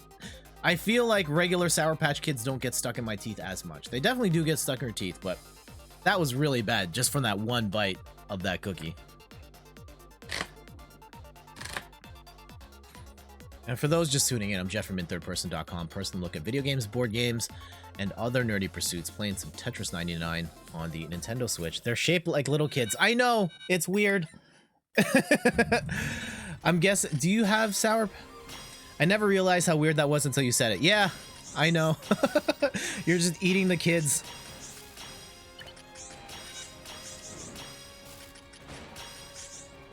Yeah, Sour Patch Kids are great. One of my favorite candies. Just I don't want them in my Chips Ahoy cookies. That's gross. Also, another Canadian, I think it's a Canadian original. There is a new cereal in Canada, and I think it's a Canadian exclusive because it has a maple leaf on the box. As you know, I don't know if you know this about Canada, but if there's a maple leaf on it, then yeah, it has to be Canadian. It was some sort of Eggo waffle cereal. I cannot... Okay, I have to check. I know we're playing Tetris right now. I took a picture of it. This is important. Important stuff. Way more important than Tetris, IMO. It was... Ah, here we go. I know, we're in the middle of the game. Eggo cereal maple syrup flavor. Of course it's maple syrup flavor, because it's Canadian. Putting a maple leaf on anything legally makes it Canadian. Yep. Also, we are, like, totally almost dead. Mistakes were made. Mistakes were made. Okay, we'll bring it down. Just thinking about them makes it taste sour.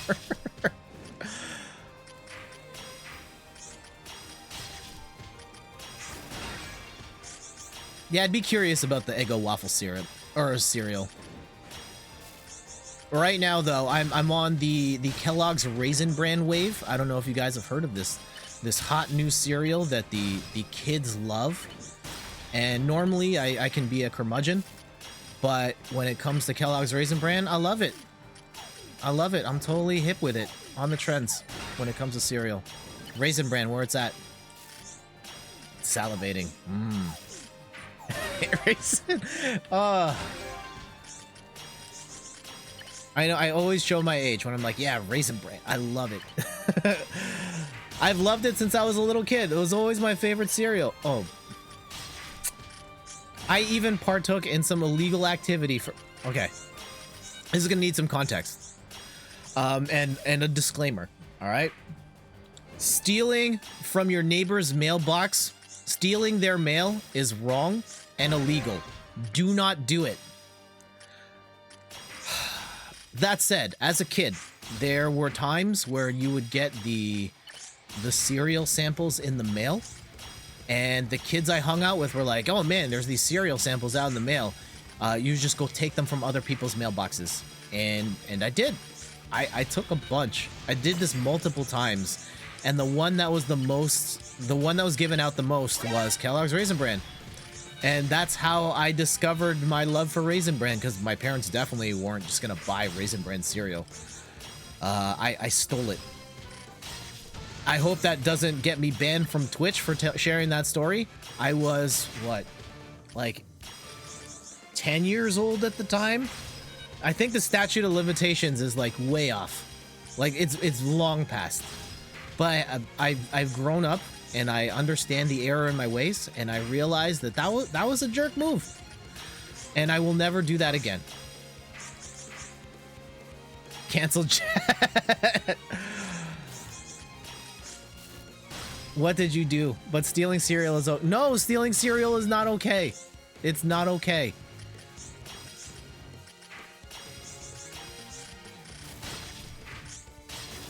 That is illegal. Do not steal the cereal from other people's mailboxes. That was meant for them. You are depriving them of their ability to enjoy Kellogg's Raisin Bran, a cereal that is delicious and an institution in our world, and helping to make everybody healthier and more regular, among other numerous benefits. Stealing cereal is okay. No, I did not say that. Stealing cereal is not okay.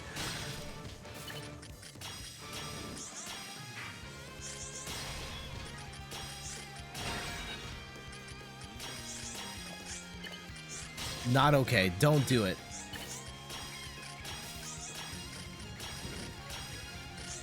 Steal cereal all the time. Hashtag cereal thief. Cereal, C-E-R-E, serial killer. Just abduct, serial kidnapper. Yep. There it is. Uh-oh. We're about to get bounced.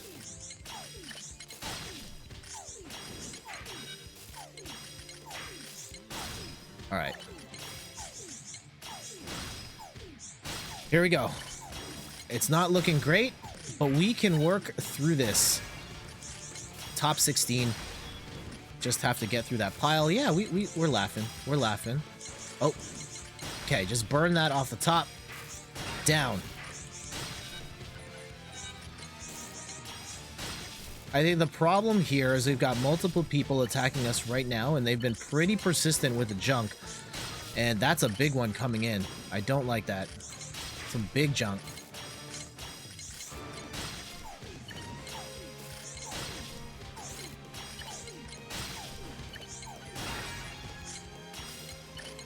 Uh-oh. Uh-oh. Yes. There. Okay. Top 10. Nice. Down. And... uh-oh. Oh, life comes at you quick. Down. Down. Down. Just get enough. The stack low enough to keep going. Uh-oh, we're dead. Oh. The stolen cereal is why you're so good at Tetris. Maybe. Maybe it is. But imagine, I've deprived everyone else of their Tetris powers, and I have absorbed it all to become one super Tetris being. Imagine, like, the overall... Ian! Ian, no! Alright. Here. I'm gonna make this a big bite for you guys. Big bite. Alright? See, this is like most of the cookie that's going down. Oh, no.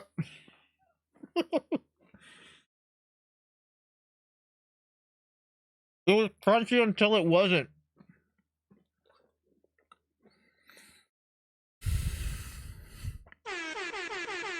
I don't like this sensation at all. Ugh.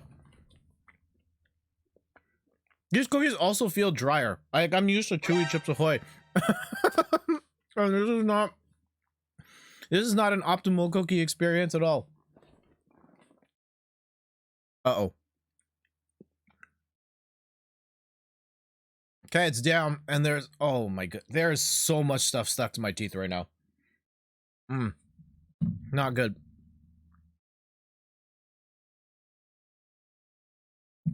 It's like at the bottom of my teeth. Please hold. We tried to warn you about the cookies. I know. There it is. Okay. There's a little bit, like, in a really weird spot. I'll try and fish it out as we play, stealthily with my tongue. Kelvin GG's, by the way. Also, I do have another tooth story. I chipped a tooth somewhat recently. We were having dinner, and oh, Tev, there you go. There it is. GG's. Well, welcome. Let me go and show you on the screen here. Yeah, there we go. Give you the credit. Thanks for dropping in and welcome. And I was just about to share the story about how I recently chipped a tooth. I was eating a burger from A&W, and as I bit into the burger, I felt something hit my tooth really hard. I was like, what the hell is that? Why did I bite something hard? Like, on my burgers, I usually have ketchup, mustard, lettuce, mayo. Like, not a lot of stuff. And probably not nearly as much vegetables to compensate for the meat. Anyhow, I bite into it and I'm like, ow, that hurt. What the heck did I bite? And then, like, I spit out the hard piece and I'm like, this feels like tooth. Like, did someone else's tooth get stuck here? Is this my tooth? Like, and yeah, then I felt around and like, oh, yeah, there it is in my top left corner. I broke a chunk of my tooth off, and I do have a dentist appointment set up. I'm gonna have to talk with them about that, but yeah, it feels bad, man. Someone else's tooth. Yeah, I know. That would be disgusting. Dean, going for it. No. One of these days, dude. All right, for everyone who wants to play Tetris, 3, 2, 1 in the chat on go. Press A at the same time as me for our best odds of joining up. Oh, there it is. I need to get better at that time. We're rooting for you, Dean. One of these days. I lost a tooth in my sleep in elementary school, swallowed it in my sleep, and then bit in it in my sausage biscuit the next day. Oh, yikes. That's crazy.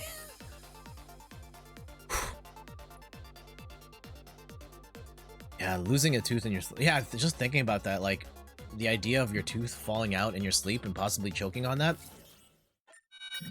I don't know if I could sleep knowing that that could happen. Yeah, most of my tooth extractions are not that interesting. We didn't do anything crazy. The tie a string around your tooth and then pull. I would usually just fiddle with it until it popped out. And I didn't get much from the Tooth Fairy. I don't know if Randy got anything from the Tooth Fairy. I think at most I got $1. So I didn't put much stake in the Tooth Fairy. New horror film. Yeah, just teeth falling out while in people's sleep and then choking on them. Yeah, usually $1. Yep. I don't. In the Canadian economy, teeth were worth about $1 Canadian. That was probably like 60 cents US. Though if I could get those American teeth and then put that under my pillow, woof, I'd be a billionaire by now. Oh man, the tooth economy. Why are we even talking about cereal and be talking about like importing teeth? My controller died. This is bad. This is bad. Alright. Alright. This controller is on the fritz at the moment.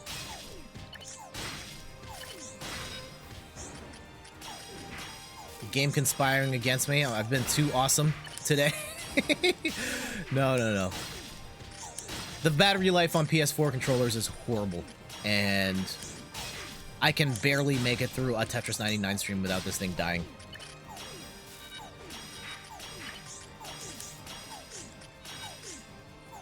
Think about how much dentures are, though. Kids are getting pennies while Big Pharma charges hundreds of dollars. Yep. Oh, man. I once lost 2 teeth in the course of a drama practice. Oh, wow. That sucks. Sorry to hear that. The worst thing that has happened to me in drama was, it wasn't in drama class. It was a dramatic skit. So I was in drama class in high school, and we had finished a unit on fight scenes and how to do that. And for our English class, it was a reenactment of Macbeth.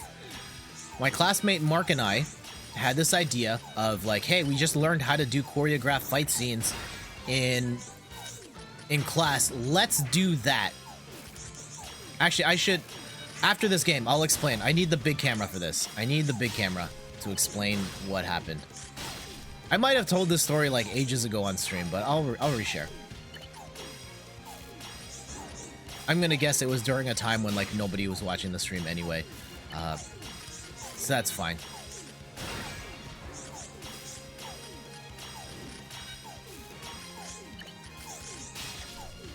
We're gonna take an L here. Darn. Alright, I'll tell the story and then we'll come back to the leaderboard. Everyone can get their props. One time, I was sword fighting practice for a play, and the director got stabbed showing me how to do a move. Oh, yikes. He looked at me and said, I know I should say better me than you, but damn, I wish that was you. Yikes. Okay, so my story's not as bad as that. Not as bad. Definitely not as bad. Also, I'm definitely having controller issues here. I'm probably gonna have to switch to Pro Controller, which is a terrible way to play Tetris 99. Wow, yeah, this controller's dying like every 3 seconds. Alright, screw this. So where was I? Oh yeah, we were talking about, a friend got stabbed in the arm practicing for a church play. Wow, that's cool. This is supposed to be church. What is happening? Y'all go hard in church. Hold on. Let me adjust the controller order here so that it doesn't get mixed up. Okay, I know you didn't see any of that, but at least I can follow along. Okay, we'll put the oh, wrong camera. We will put the game back here so we can see at least some of the progress that's happening. All right, so my friend and I wanted to do a fight scene from Macbeth in our English class, and we choreographed this whole fight. We had sticks for swords, and this is the very specific moment. I remember this vividly. He was like down. Actually, I'm gonna use this camera, right? All right, so he was down on the ground like this. Right? Yeah, you can see that, right?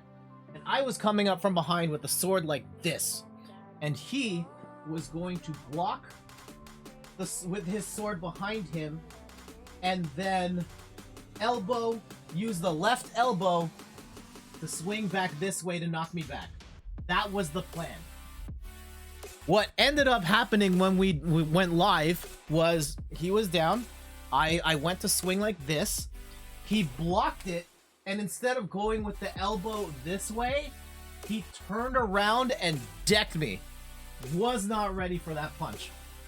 And I staggered back like, whoa, you actually hit me. And we continued on with the scene. And my classmates are like, whoa, what kind of effect did Jet and Mark do to like give Jet that black eye? And no, I just had an actual black eye from getting punched in the face. And that's what happened. I had this like huge swollen black eye going into exams. And the worst thing was, right after, well, like within that week, we had final exams, including a drama exam where I had to do multiple skits and play different characters. And in every single one, I just had this giant black eye. Yeah, black eye is so realistic. I know. All right, top two. Who's it going to be? Is it going to be Kev again?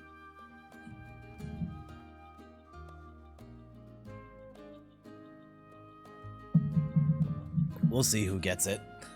But yeah, those high school special effects of just, you know what? Just get punched in the face. That's how you get a black eye. GG's. GG's. All right, let's do it again. 3, 2, 1 in the chat. On go. We'll get it.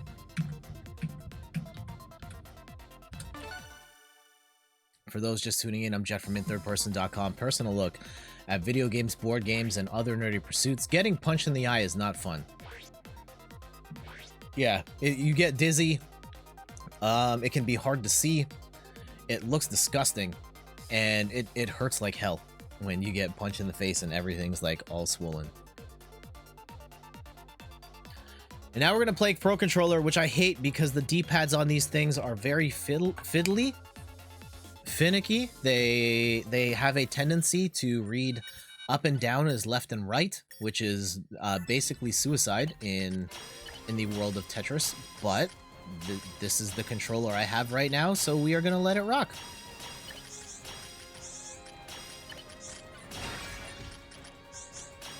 And it's not the end of the world. The game that I won off stream was with the Pro Controller. I was trying to conserve battery on the DualShock for this moment, and it still ended up dying within 2 hours.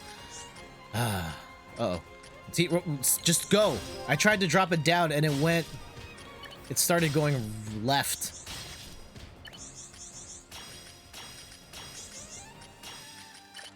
Oh man, you also reminded me of... This was an infomercial. I know this has been memed a bunch, at least in the early to mid-2000s. The clip from the shopping channel where the host was trying to sell a samurai sword. And in order to demonstrate how durable it was, he starts like banging it on the table. And what happened was the blade snapped in half and then ricocheted back and stabbed him in the chest. You don't see any of the gory stuff, but wow. Feels bad, man. Feels bad.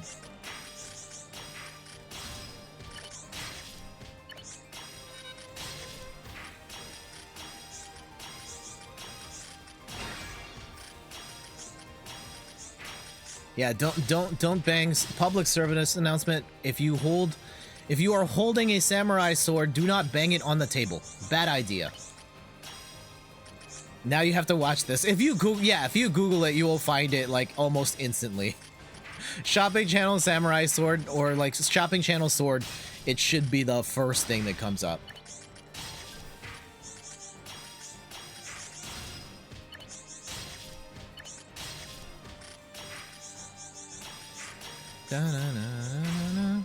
And now you're also reminding me of something I saw on TikTok. There's this whole TikTok fascinating world. I don't have... In Third Person has a TikTok. I personally don't have a TikTok, and I haven't used it. I don't know what kind of content I would even make on TikTok as In Third Person, or even as me. I think that platform is a fascinating space that I don't fully understand how to exist in. But I watch over the shoulder of Steph, and she's on it all the time, and there's this one challenge on there where you have your drink on a basketball, and then you drop both at the same time, and what's supposed to happen is the basketball hits the ground, the drink flips in the air, and you're supposed to catch it in midair and drink it. And can you teach me about TikTok? And this one girl had her drink on the basketball, and she dropped it, and it bounced like straight into her crotch. And I was like, oh, that's not good. The pain though. If you look, I will say this. If you dig deep enough on TikTok, you might find one video of me on there. I'm not gonna say where. I'm not gonna say what I'm doing. You might find a video of me on TikTok. And that's it.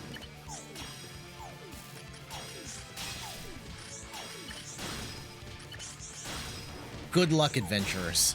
And I'm gonna tell you, if you actually do find it, it's totally not worth it.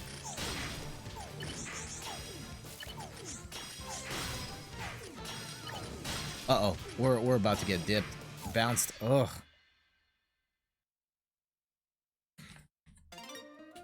Yeah, I will say generally speaking, TikTok is cool. There is, I think that what I appreciate about TikTok versus other platforms, and let's go switch camera over here, is that there is a greater, I know a lot of it can be just like, well, I'm just gonna do the dance, and everyone's doing the dance. You watch the Charlie D'Amelio video and then everyone does that thing, and that side of it is fine, but there is also a lot of like storytelling that happens there. It's not just like I'm walking down the street and like, oh, there's a guy, or like, here's my selfie, here's what I'm eating for lunch. Like, it's people taking the time to try and tell a story with some production value. Like, people are doing multiple cuts, I'm adding captions in here, I'm setting up the scene, I'm acting skits, I've got this video where I'm doing this other video, and I feel like there is a level of effort that people are putting into their content that I really appreciate. For the purposes of like what I do here at In Third Person, I have no idea what I would do to make content to fit on that platform within what people are doing there. And arguably, I'm still trying to figure out what to do on all the platforms. I want to get the Twitch up, the YouTube up, the Instagram up. I think the one that bugs me the most is Instagram. I have not grown on Instagram in like a year. Follow count's just the same. I don't know if that matters or not, and I do get engagement on that stuff, and there are people on the Instagram who only follow me on Instagram, and they enjoy that stuff. They like all the posts. But yeah, it hasn't really grown, and I think I need to update my approach. All right, let's go take a quick look here. That's how I was with Facebook, so I scrapped it. Oh geez, my In Third Person Facebook is a ghost town. It's just publishing whatever I publish, but I'm almost never there. It's at this point, who's on there? I think it's just Mulligoon on there. I met through Facebook. And it took me a long time to realize that this person I was talking to on Facebook was also this person that shows up on Twitch all the time. And so yeah, it's helped. I guess it has technically worked in that one person has found me through Facebook, but otherwise, like, it's not really doing anything for me. It was detrimental, really, when I think about, I used to upload all my videos there separate. I used to stream on there, and that platform is hot garbage for streaming. I have little faith of it being a great place for streamers going forward, even with them buying the xCloud stuff or what have you. No. So yeah, I would advise against. I mean, ultimately, do you? If you want to stream on Facebook, I think there are certain audiences and certain types of games that work well there. I think if you are in particular in the Asian market, like you're in China, like yeah, Facebook streaming on Facebook totally makes sense. But out here in Western world, like it's probably not gonna fly. All right, let's go switch to this. Also, there's another thing. I had a thing. This is complete shifting gears. When this is done, there's another story I wanted to share, and I didn't know how to deal with it. And yeah, for everyone tuning in, I'm Jet from In Third Person. Just tuning in, I'm Jet from InThirdPerson.com. Personal look at video games, board games, and other nerdy pursuits. Switch to Decaf says, I do know TikTok. Yeah, teach us. You start up your Twitch and be like, all right, nerds, here's how you TikTok. Step 1, put your phone here. Step 2, hit record. Step 3, you do the dances and the dabs, and then you shuffle up the stairs or whatever. And yeah, there's certain songs that I hear all the time. There's that Talk Talk Talk song. Da-na-na-na, da-na-na. There's that one. There's the French one. That that people just use it as like the backdrop for their stories. Switch Decaf says, I just watched the videos. I'm sure based on all the videos you've watched, you've learned some lessons on like how to make a good TikTok video. All right. Story time with Jet. Gather around, children.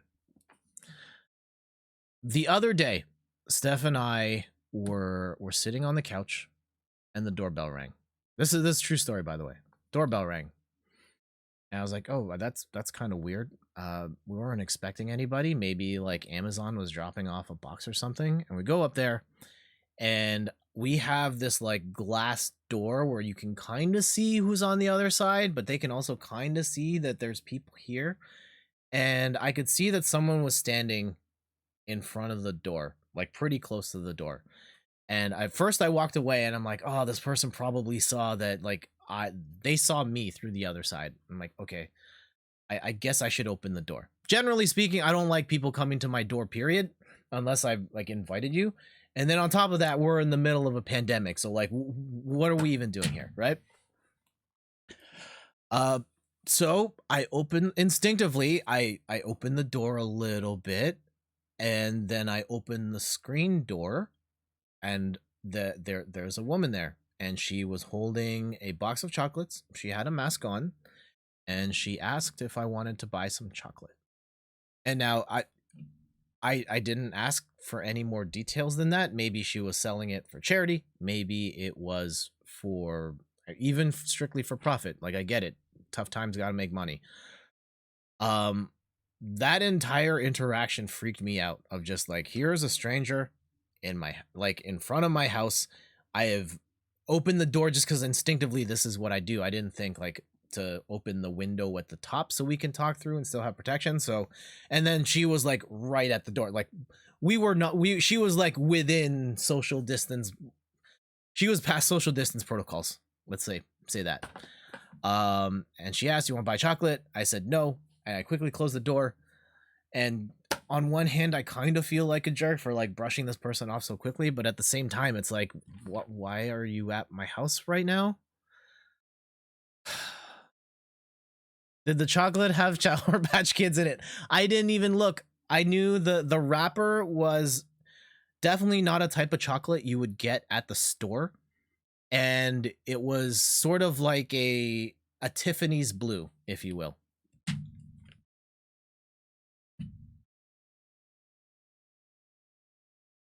No. I empathize to a point of like, hey, whether it was for charity, charities are probably hurting right now. People aren't going out. People maybe not donating as much, because of the efforts are more grassroots. Or she's selling for profit, and hey, I get that too. Money's tight. Lots of people, millions of people have lost their jobs and haven't been able to get it back. But that entire encounter freaked me out. Yeah, just go away. Maybe next time, maybe I don't even open the door. Maybe I don't. That's not the scary. Oh, talking about like weird people coming to the house. I had the worst interaction. Like, Steph and I had just moved in to the house, and we get someone rings the doorbell, come in, and this guy claims he was like an inspector inspecting the furnace, contracted by the housing corp. And I reluctantly let him in, and then he goes downstairs and he like looks at a bunch of stuff and says a whole bunch of stuff is broken, and sign here and we'll go fix this stuff. We'll get you some new equipment. It's great. And I was like, you know what? I'm not ready to make this kind of decision. And furthermore, like, I knew some of the stuff he was straight up lying, where he was like, this particular thing is broken. And meanwhile, part of us buying the house is knowing that this thing was brand new. So I was like, what the hell did I like get myself into? There's a stranger in my house, trying to ask me for a whole bunch of money. And like, I'm now in this situation where this person's already here. What would I do? And I was very freaked out by it. And the province, I don't know if it was the province or there are now rules against that type of stuff. Like, right after that guy showed up, the rules came up of like, yeah, don't do it.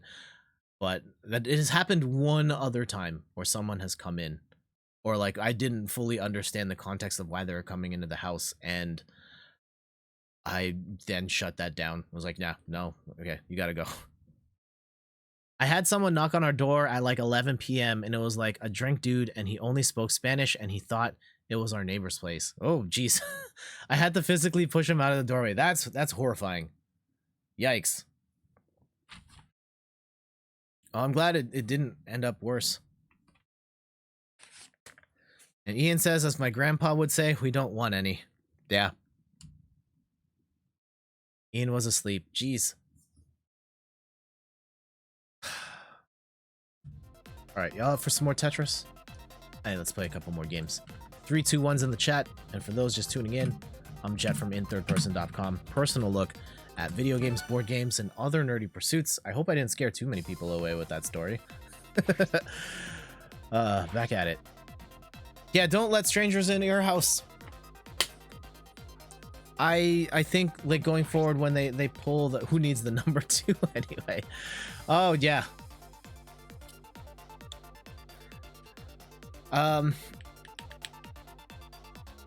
I've learned that with our corporation, like where we live, they will put out a letter in advance saying like, hey, these people are gonna do these things beforehand, and if I don't see that, then like, no, you get out.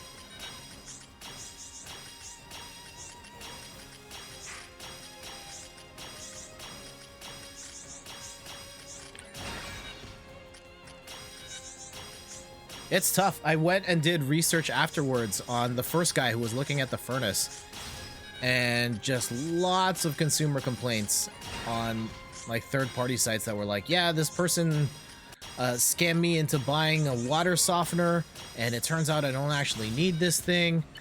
I can't get my money back, or like they got me to sign this contract for this piece of equipment that I didn't actually need, and now like I'm thousands of dollars in the hole and I don't know how to get out of this contract. Like, it's horrifying stuff, and I'm thankful that I didn't sign anything. Jeez.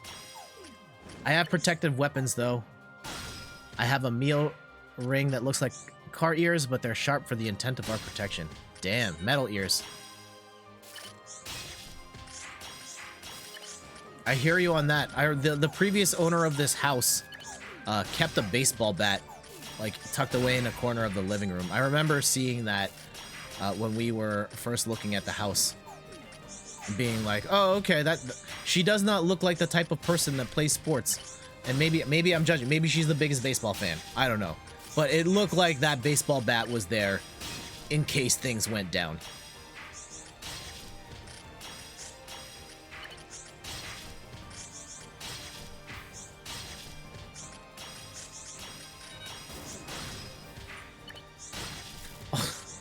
Oh man, that reminds me. This feels very much like an American thing.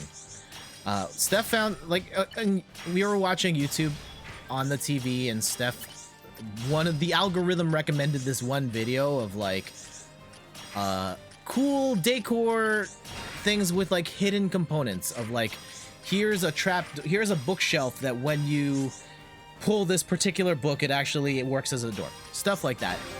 And like half of the hacks that were, oh geez, half of the hacks that were displayed were basically like, here's ways of hiding guns. And we're like, wait, what, why do you need, why are there so many secret compartments for guns? Why do we need this? America. Yeah, it was crazy. There's like, here's this dresser that you pull on this thing, you enter this code, and then this other secret component pops out, and it's just like a holster for a gun. Here's another one that's a shelf on a wall. It's a shelf, and then it has like this decorative underside, and when you touch it in the right spot, it then like flips open, and then surprise, there's a gun underneath. And then the third one was like, here's a vent, and when you do the right thing, you can open the vent, and then inside is also a gun.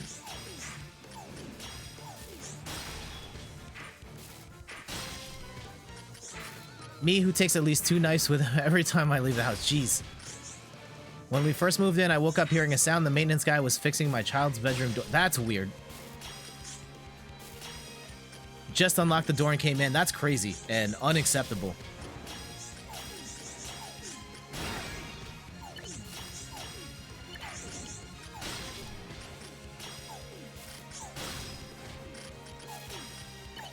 T-spin. Oh, whoa.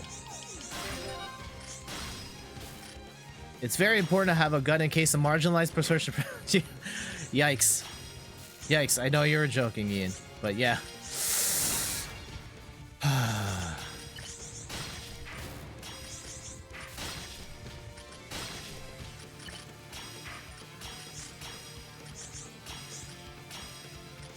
Too real. Yep.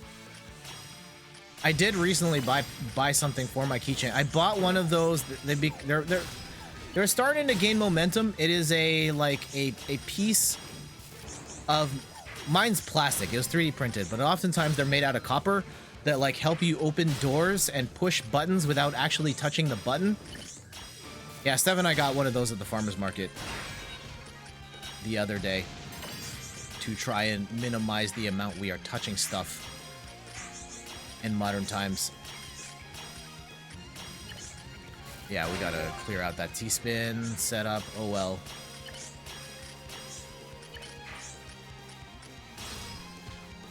Poke flute. A larger pocket knife. Wow. That's intense, dude. I have a wish list of useful weapons. I would prefer to not have any. I think personally the risk is higher than the reward. Of course, you don't want to be in that situation where the one time you really need it, but I think in that sense I'm probably a little more of an optimist. But I have fired a gun. That is a thing I have done. I went to the States for America. I had the opportunity to do that while I was in Vegas. And of course, it was Vegas. Uh-oh, we're about to get bounced. And I came away with that, from that experience, with very mixed emotions. On one hand, oh, we almost won too. No guns, it's like a danger cat, which is a very keychain thing. I was also in Boy Scouts for 6-ish years, and that's the main reason why. Because I'm used to carrying them. Fair enough. Having fired a gun, I think the two things that stuck with me were like, one, the sensation that comes with firing a gun, incredibly cool. You feel the power, you feel the kickback, you see the thing. You don't really see the thing. You see the hole that you have made in the paper target when you have done the thing. And side note, GG's Shubi. And that was cool. And in a controlled environment, I enjoyed shooting the gun. There was supervision. I did my best to use the gun properly. At the same time, I was also like, I don't want anything to do with these devices outside of this space. I don't want one in my house. I don't want one on my person. I don't like having that type of power. It's scary, and I think the biggest fear for me would be someone getting it and misusing it. Like, no thank you. Also, a woman and an assault survivor, I feel the need to have some kind of protection. That's fair. That's fair, and I'm sorry to hear that that happened to you, Switch to Decaf.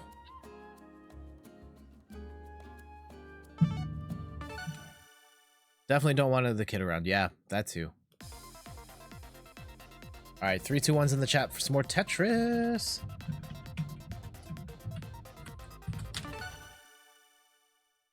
Oh, someone on my friends list also playing Paper Mario. That wasn't Dean. Yeah, Silas finds enough ways to hurt himself without firearms present. Yeah, I think that's my... There's an episode, I don't know if you get the show in Canada or in the States. It's called Working Moms. I know some shows from CBC do make it to the States. And there was a storyline about guns, and the mom ended up like stealing a gun from her coworker's boyfriend or something. Oh, she ended up with a stolen gun. Person came back for it, and she used it, and she really liked the power that it gave her to hold that thing and have that, and she kept it in the house, and she hid it in a vent. And of course, she has a teenage daughter who ended up finding the gun, ended up shooting the gun. Thankfully did not hit anybody, but like the mom was like, "Why did you fire the thing?" And then daughter was like, "Yeah, it's your gun. Why are you mad at me for?" So that was a thing. I don't really know what the moral of the story was, but that was a thing that happened on TV.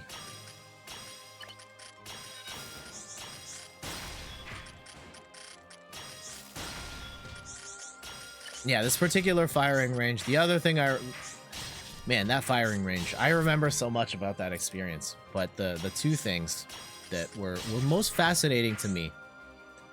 You've heard stories like 5-year-olds accidentally killing their parents. Yeah, that stuff is horrifying, and I'm sure it happens all the time, and it's awful every time. And I don't want that risk at all. And so yeah, we're not gonna have anything like that here.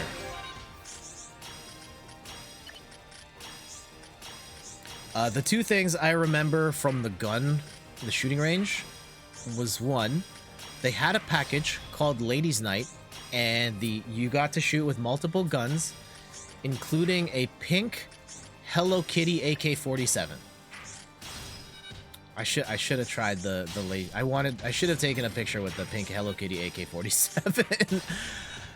The other thing I remember was that within the building, when you are leaving the firing range, they lead you like to the right, and then you go out into the gun store. They had a wedding chapel inside the firing range.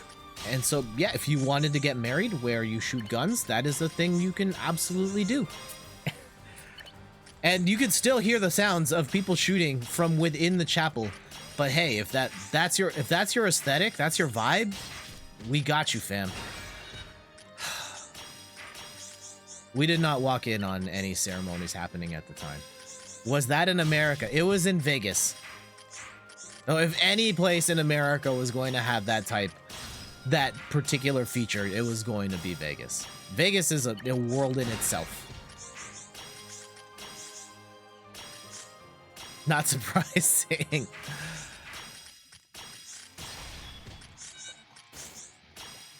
Get married on Ladies Night, and you can hold your Hello Kitty AR-15 while you're saying your vows. Yes, that was probably a thing you could have done there.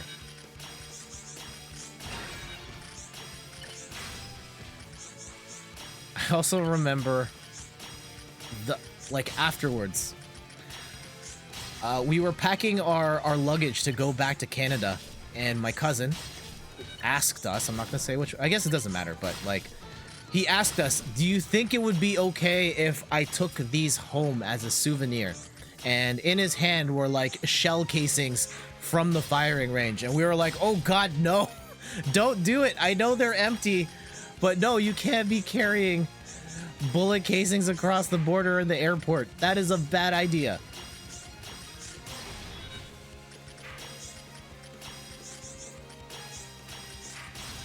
We also had the paper targets as well, and at a certain point I was like, I don't even feel comfortable bringing this in, so we're just gonna leave it all behind. It's fine, we'll always have the memories.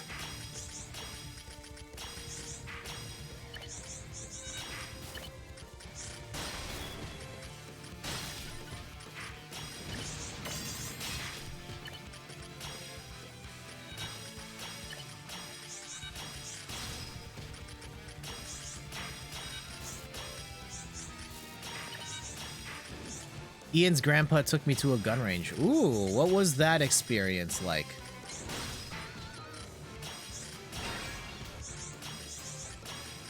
My parents introduced Steph to dim sum. That's not quite the same thing, but it is in-laws introducing their future children-in-laws to new things. What was that like?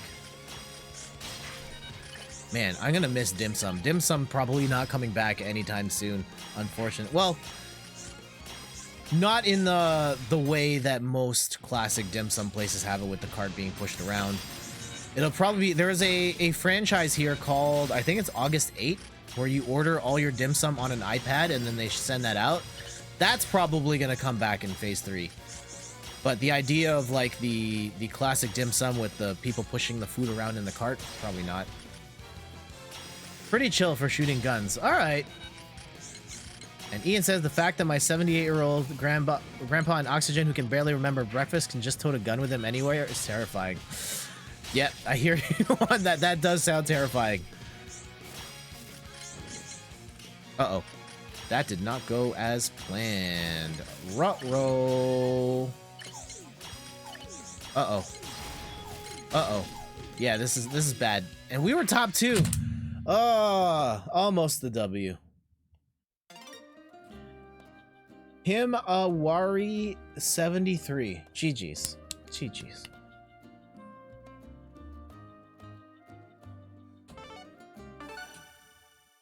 So close, I know. If we'd hung on like a little longer, maybe we would have done the thing. But that's alright. Let's go. Let's try and get at least one more before we wrap up. I'd like it to go all the way across this bottom row here. That would be nice. For everyone just tuning in, I'm Jet from inthirdperson.com. Personal look at video games, board games, and other nerdy pursuits. Playing some Tetris 99. I just saw that there was a package open. I had to wrap up. 3, 2, 1's in the chat. 3, 2, 1. There we go.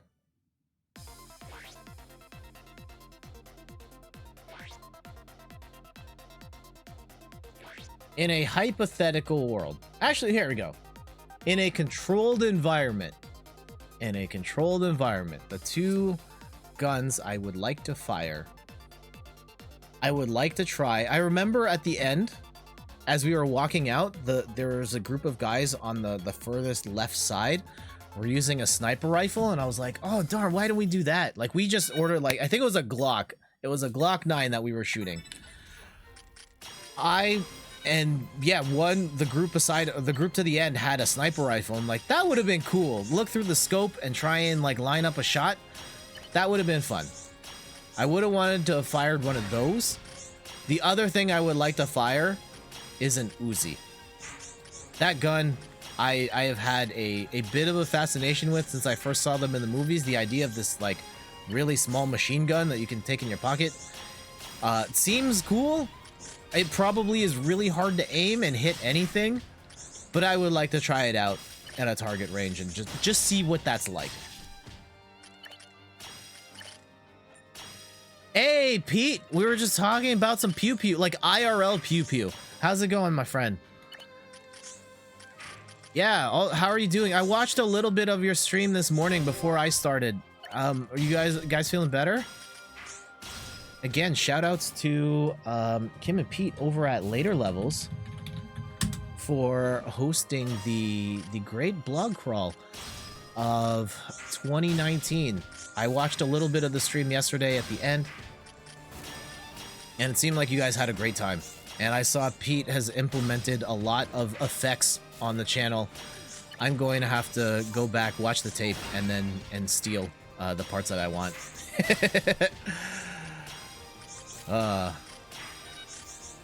All is fair in love and streaming.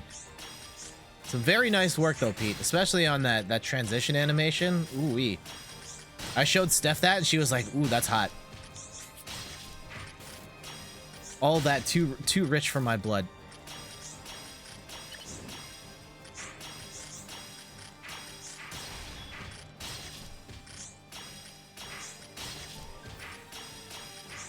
Yeah, I've been thinking about that too, like of this, like redesigning this whole thing. Like I've been trying to keep, I think there's a certain part, like I want to have the overlay as minimal as possible.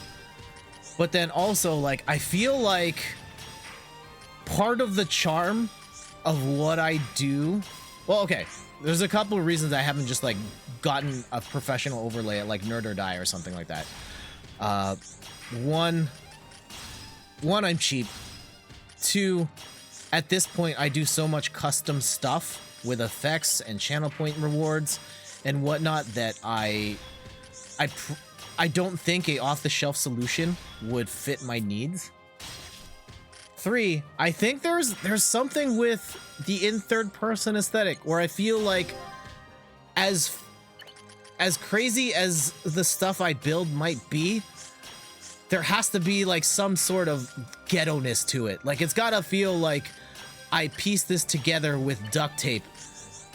And like, it's really incredible what I did with duct tape, but it's still duct tape. I almost feel like that's part of my vibe at this point, part of the value proposition. I don't know. Something to think about. And I saw that transition like you guys do, and I'm like, dude, that's incredible. I don't know if I could just, I don't think I could just put that on my channel and have that make sense for what I do. I would always help you out. Don't pay for anything. I'm oh, you're selling yourself short, dude. But yes, I appreciate your help. Again, Pete is the one who did the shiny Snorlax animation and the regular Snorlax animation. Also, Pete, I started doing my own motion effects yesterday. There's a couple of hitches in it though. One, I can't save in WebM on DaVinci Resolve, which sucks. And then I was like, okay, I'll just like chroma key out the background, to which the color that I left it at, like black, doesn't chroma key out well relative to the graphic that was there. So I'm gonna have to go back, throw in like green, and then chroma key it out that way, or find a program that I could save transparent videos in. I might have to reinstall, what was it? Shotcut, which does let you save in WebM. Actually, yeah, I might just export the video. Oh no, that's not gonna work, because I can't do animations on Shotcut. Well, if I make the video in Resolve, and that, no, because then it's gonna be black. Sort it out. I could show you what it is.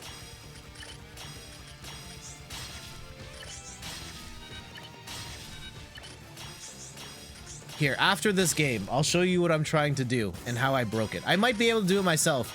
And the other thing is, I want to teach myself how to do this, not just for the stream, but for the YouTube channel someday when I'm like doing more effects and whatnot.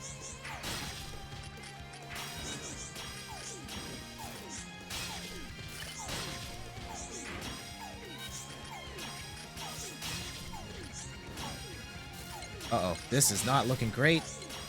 Can we get the straight line in?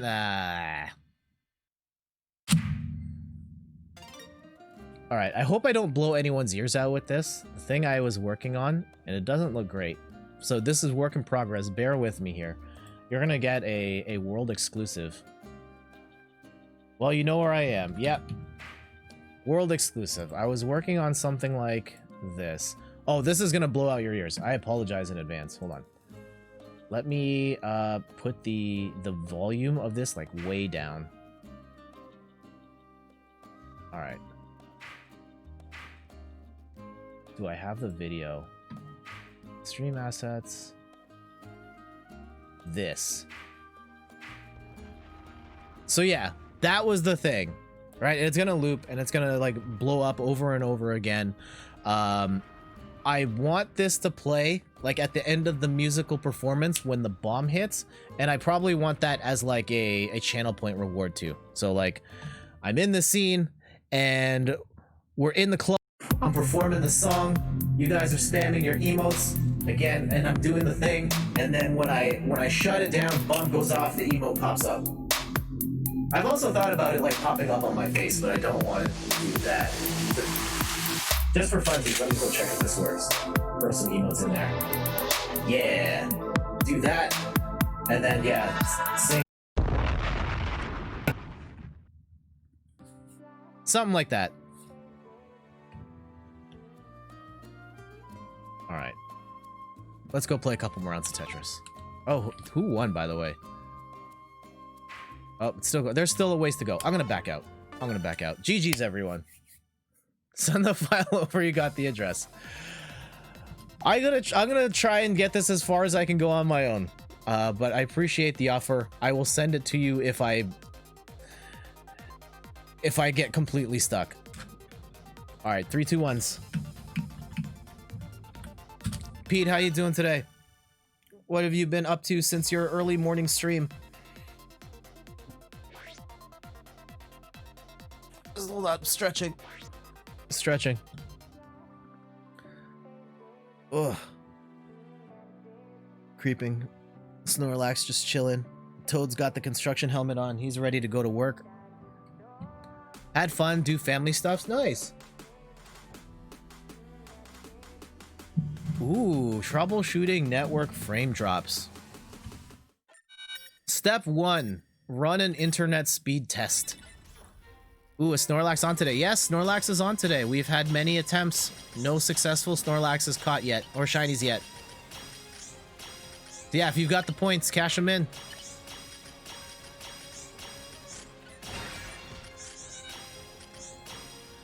The big thing is, like... Here goes. All right, Pete, drum roll.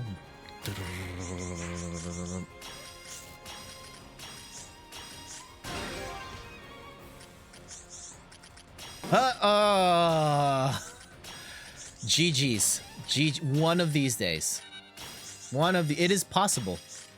Ian's got 2 now. Like... Going again. Go for it. Best of luck. Again, it is a 2% chance you will get a shiny.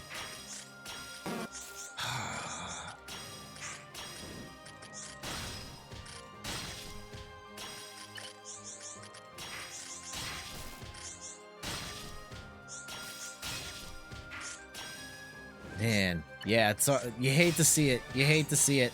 Oh, that was not intentional. I messed up there, large. One of these days, Pete, it will come to you. Oh, there was another thing I wanted to do. Another thing amongst those in the Shiny Club. And if you're in the Shiny Club and you're watching, you can answer here. What is the name of your Shiny Snorlax? And in Ian's case, what are the names of your Shiny Snorlaxes?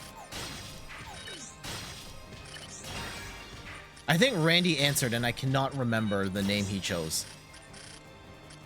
I think I wrote it on the page itself. I'll have to go back and look. I tried a bunch earlier, but the app wasn't showing me do it, and then I restarted my app. My points were gone. Oh, no. Oh, yeah, you named it Pikachu. That was it. I'm sorry to hear you got screwed by the app switch to decaf. I feel like I saw those. I don't know if I saw them. In my mind, just like... Yeah, I think the Android channel point implementation. Hey, sir! Hold on. Sir Ghosts, the 003, thank you so much for the follow. Or SR Ghost. I don't... Thank you. Appreciate the follow. I hope you're doing well.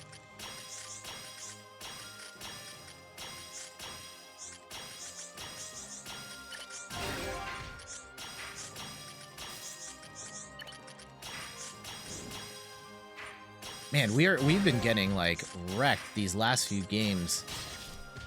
I have a feeling this game is not going to end well either, and probably end prematurely. I usually nickname my Snorlaxes in-game Grandpa because they always sleep. Alright. If you would like to name either or both of them Grandpa, let me know and we'll update the page accordingly. Ruh-roh. And one of these days, Pete, you will get to name your Snorlax as well.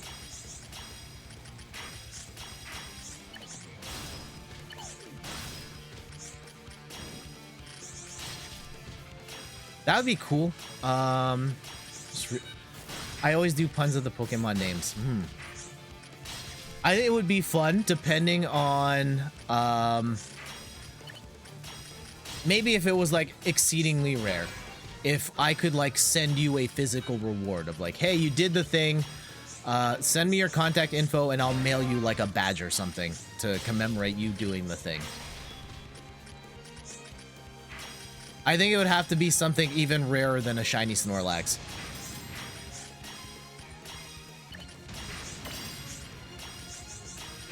I don't know what that could possibly be, though. Shiny Snorlax pins. Yeah, that would be dope. If we ever get to a point where the channel is big time enough that I have a budget to make shiny Snorlax pins, that would be awesome to do.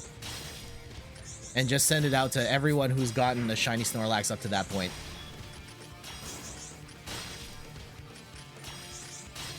I need to look into that more, of setting up a store. I've heard of a service called Redbubble, which could possibly be used for selling art. And I think the big thing is I want a service that also does posters, so I can sell spray paint art for anyone that wants physical prints of those designs. The problem with Streamlabs is that they charge like 150 Canadian per year to unlock that feature. And I honestly don't think I'm gonna make my money back on that at this point. So I've been trying to look at other alternatives, but admittedly I have not looked that hard. Just send a hand-drawn Snorlax. Maybe. I do have Snorlax spray paint art on the side here. Oh, I don't have my camera set up. In the room cam, that spray paint art on the side, that is a Jet original.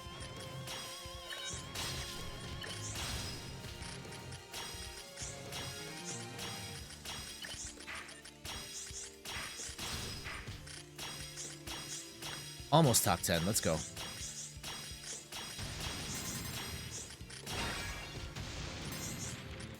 And yeah, you guys don't want my hand draw. My hand drawing's terrible. Oh, actually, we have something. I have another thing to talk about. Okay, we've got a little bit of show and tell after this game, and it's given me more ideas of things we can do on stream.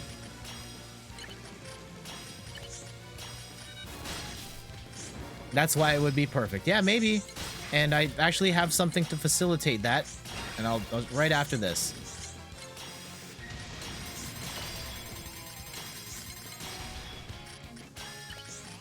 Top 5. All right. Stay cool, Jet. Just stay focused. Eyes on the prize. Don't mess anything up too badly. Just play solid. Just minimize the gaps. Make sure stuff can... Okay. Just go. There. Not exactly what I wanted, but we'll take it. Top 2. Ruh-roh. There. Not what I wanted. Oh, I probably could have handled that better. That's okay. We'll fix it. We'll fix it. We'll fix it.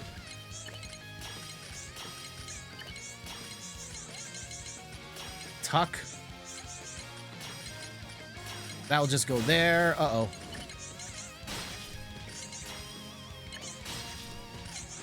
If I don't clean this up soon, I think I'm toast.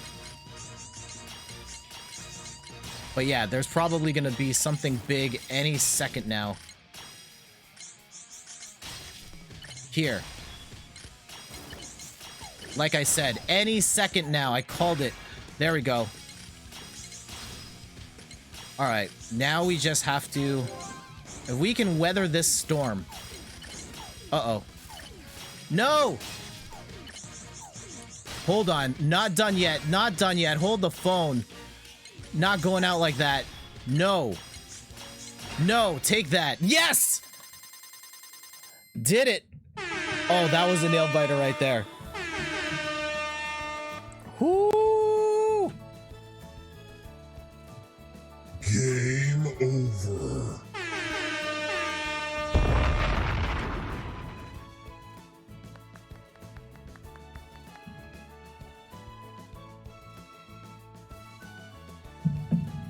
That was so good. Yeah, hype. Get hype. Yeah, you need to have a button to trigger like all the emote spam on that. We'll set that up next time. Celebration cookie. Uh-oh. You gotta cash in the points. Oh, there it is. Oh, no. No. I hate you guys sometimes. I hate you guys sometimes. So for everyone that missed out on earlier in the stream, I bought a pack of limited edition Chips Ahoy cookies with Sour Patch Kids candy inside. They are not great. I know I did this to myself. I just wanted to try a cookie. I thought they might have been good, and it turns out they're not. And then you talked me into a channel point reward, and I made the reward too low. All right, since we're close to the end, I'm gonna do the entire cookie for that. All right, this is for you, Ian. This is for you, chat.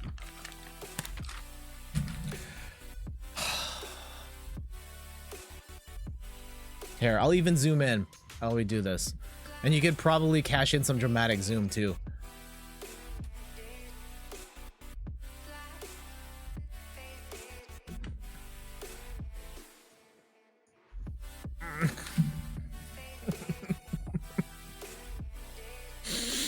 No. No. Oh. It's still just like, it's not even bad flavor. It's just a weird mix of flavors and weird mix of texture. The crumbliness of the cookie and the chewiness of the gummy candy inside. It's not great. I don't like it. I need to wash that down. How much more? I'm running out of water here too. This is bad. Oh, and it's stuck to my teeth too. I like the. Oh no, this is. Oh.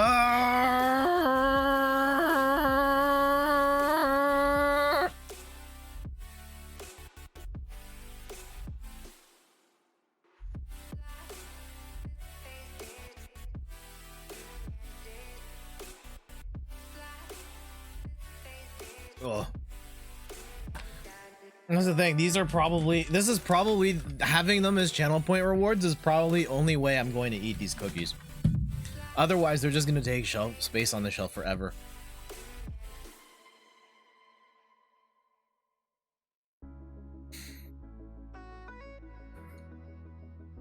We're going to come back next stream, and the only channel point reward left will be the shiny Snorlax, and it will cost 12,000 points.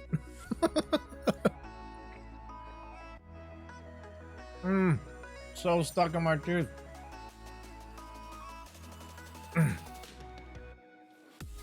Okay, can we go back to Tetris, please? Can we go back to Tetris? I like the. How about the part where we win? That part is great. Okay, duplicate. Let's go make another one of these. 4. Let's try and get a record tying 5th win before we wrap it up.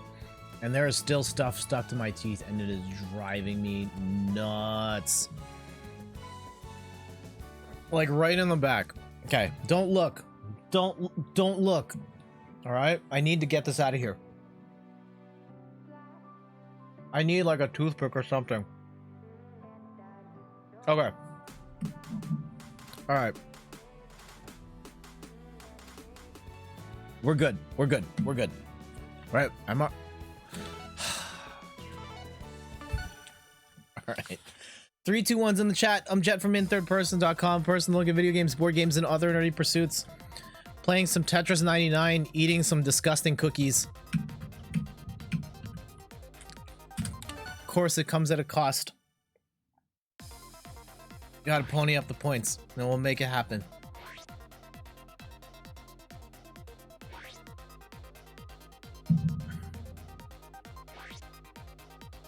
I can see kids totally being like, yeah, the cookies with the candy in it, it's so cool. And being like, yeah, this is my favorite, and like really they're not great, but the idea's there. I get it. Give me some chewy Chips Ahoy all day. Those are the ones. Seriously though, the finale was awesome. I totally thought they caught you and then you came back and wow. Oh yeah, that was pretty dope. I'm definitely going to clip that for social media later.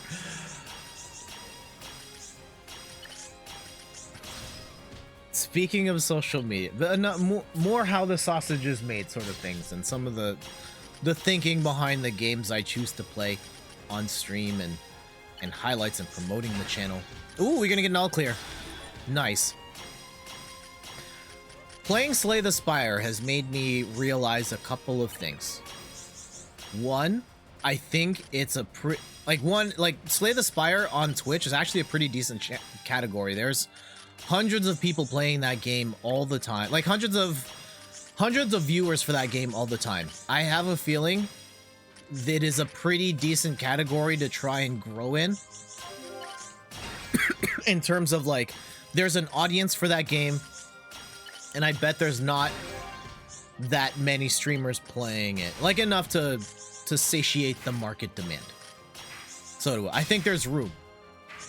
I also think it's a fun game to stream because it lasts. Like, it's a game you can play forever. You can keep upping the difficulty. You can keep playing it because so much of the progression is randomized. So it's great for streaming in that sense of like you always have new content because each run is different. And then it also works in the sense that you turn off the music and you play your own music and you vibe out and you kind of make that game whatever you want it to be. Like, I've seen people play it super analytically. That was a terrible play. Super analytically breaking down every single card they play. I've seen people just blasting Post Malone music while they play, and it works fine. But I think Slay the Spire, not very good for highlights. That is not a highlight reel / social media game of like, I'm gonna take this hype moment from the stream where like I played these cards and then the thing disappeared. Like, it doesn't really work that way. Meanwhile, a game like Stardew Valley, where 98% of that game is busy work, that is entirely on the streamer to like make that more than just watch the numbers go up. But then there's that 2% of like, here's the part where Haley disses me, and that is like social media like bait right there. Perfect. Those clips do so well. And yeah, certain games work in certain circumstances. And certain people work with certain games better. There are certain games that like I've watched other people stream that are really interesting and entertaining at, and I see that and go, I cannot do that. I can't stream that game with the same result. I would just be, you'd rather watch paint dry than watch me stream that game.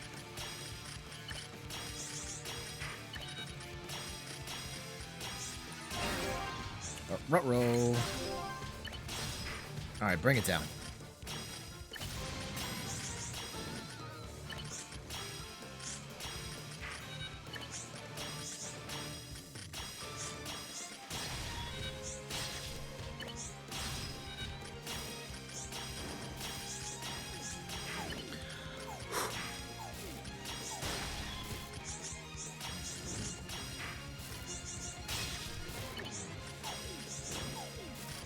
All right. This is not looking good.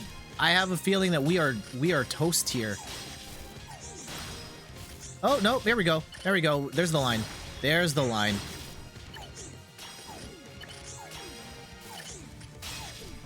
Although it's looking really bad here. Let's try and get at least some singles down to oh, yeah, we're done. We're done. GG's. Ugh, 28. Let's go for like one more big push. And for everyone just tuning in, I'm Jet from inthirdperson.com. Personal look at video games, board games, and other nerdy pursuits. Playing some Tetris 99. If you'd like to join this grand finale, 3, 2, 1, go. Best of luck. GG's. Thank you to everyone who's dropped by. Thank you, Ian, over at Adventure Rules. What if I run all of these, like, at once? What happens? Oh, it stacks. Okay. Shout out later levels. Shout outs to, player to start. Yeah. Everybody that's dropped by today. Thank you, SR Ghost 003 for the follow. Thank you, Good Tamwa for the follow. Thank you, Killer Bay for the follow. Thank you, Brit Joy M for the follow as well. It's been fun. It's been a blast. Don't go just yet. I'm glad you're here. Let's go close this out with a bang.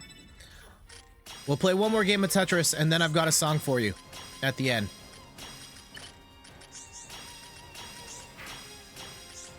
So yeah, you'll want to stick. Lots of follows today. Yeah, we had a good run. Follows are not everything, but I appreciate people who do follow. Hitting that button is a big barrier on Twitch. of like, oh, do I really want to follow this person? There are a lot of streamers that, like, maybe I'll just like browse by their channel once or twice and then like never go again. But follow means something very serious to me, and when I follow, it's like, yeah, that person. Twitch sings, Twitch sings, Twitch sings. That's is that what you're saying, Randy? All the follows came from the Twitch sing streams?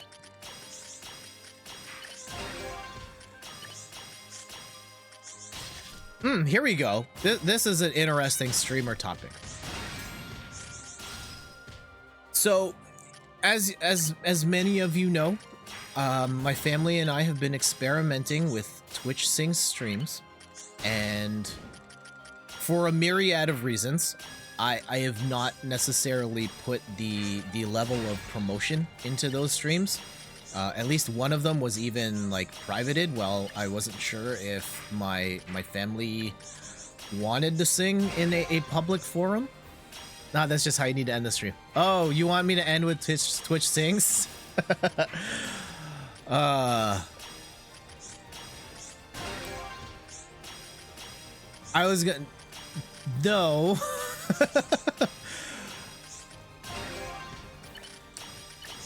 Uh-oh. At some point, we will do Twitch Sings again. Let's join. Hey, switch to decaf. If you want to join, if you can make it work on your computer, then we'll set it up. We'll do one round, and then we'll call it. Pete, you want to join in some Twitch Sings? Get the karaoke Pete on?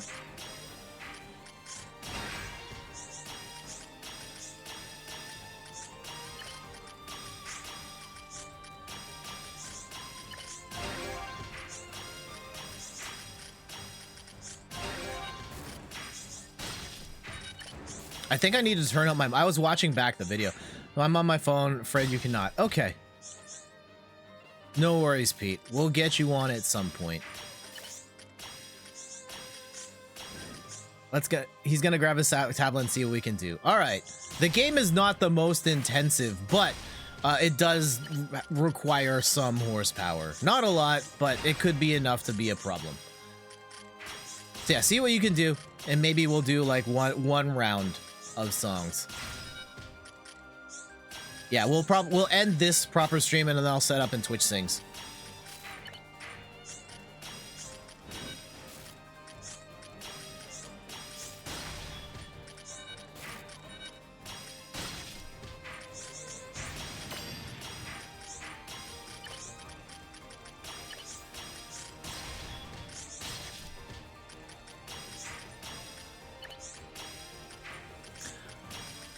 Yikes, this setup is terrible.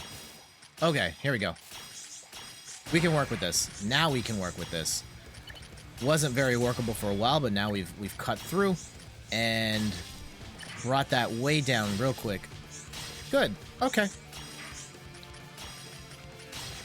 Yeah, Twitch Sings is definitely... It's a lot of fun, and I have a feeling...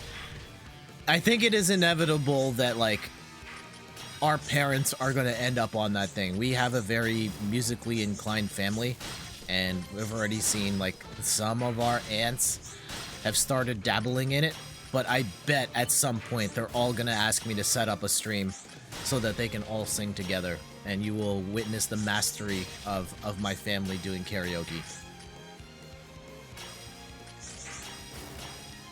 My dad's gonna be like the nitpickiest of the bunch. He makes his own videos.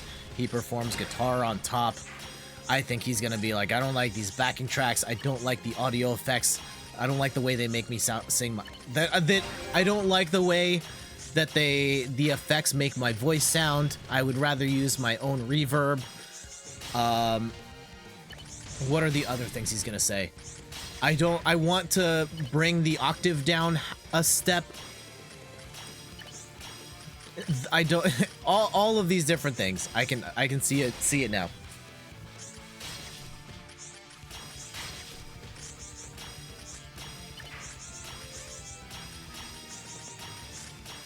Yeah, he's probably a more prolific video creator than I am, TBH. He puts out tons of videos and they get like hundreds of views just from like family and friends.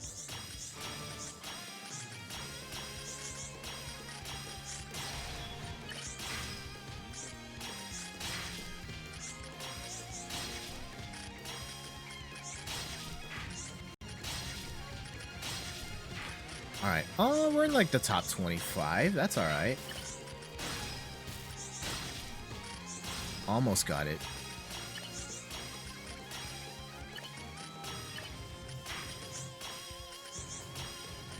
Yeah, maybe I'm kind of excited to see if Ian and Des can get this working on the computer. Or maybe this is it. You got to buy the computer so that you can stream Twitch Sings, and then then you can stream all the Paper Mario you want, all the Overwatch, all the Twitch Sings. Knock them all out, one stone. I'll help you however I can in building the PC, getting the parts going. You want Michael Bay explosions on your stream? I got you, fam. Whatever you want. The crazy messed up thing. I'm at a point. I know how to add Michael Bay explosions to the stream and then like have you shut off the stream with channel points. Still can't undo anything in OBS though. That part drives me nuts. Oh, yikes.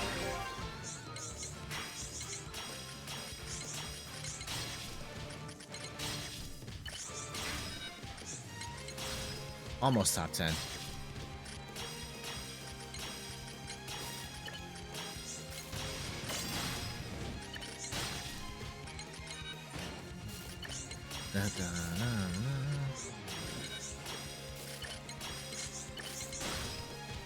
How about you help us by building a PC computer, man? Yeah, sure. What kind of help do you need? You want to talk like specs?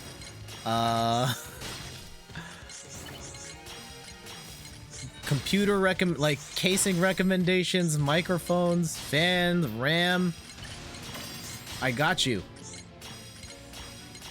What graphics card you should get, so on and so forth.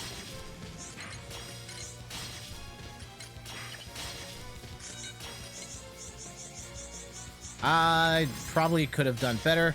That's okay. All right, here we go. Almost top 5, top 6. Uh-oh. Ruh-roh. Life comes at you quick. Ah! Yeah, we got hit real hard there, and they're done. Hey, Arjun. PC specs. Hey, Arjun, how's it going? GG's. I definitely have more of a perspective now on parts and what I would do if I'd done it again. I like my PC. I think I see the limits of it. And it's fine for what I'm doing. I think the stream looks great now. We're running at like 1080p 60 medium settings. We're broke. Yeah, the parts is a problem. That part is the problem. The only spare parts I have are for my old PC, old PC, which is like I don't recommend. It's pretty sad and busted.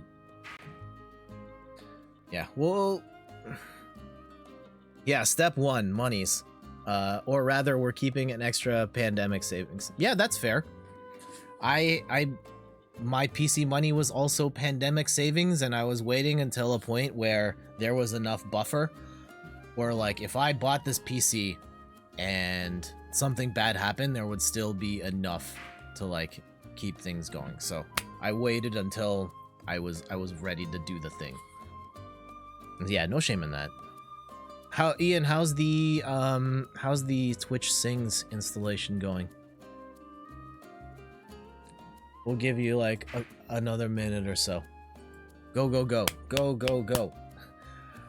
Kazumako, congratulations. GG's. Ian is installing. I'm trying to think. I want to do a song about the cookies. I might need a minute to write though. I'm trying to think in my head. I could try and freestyle it, but it might be really bad.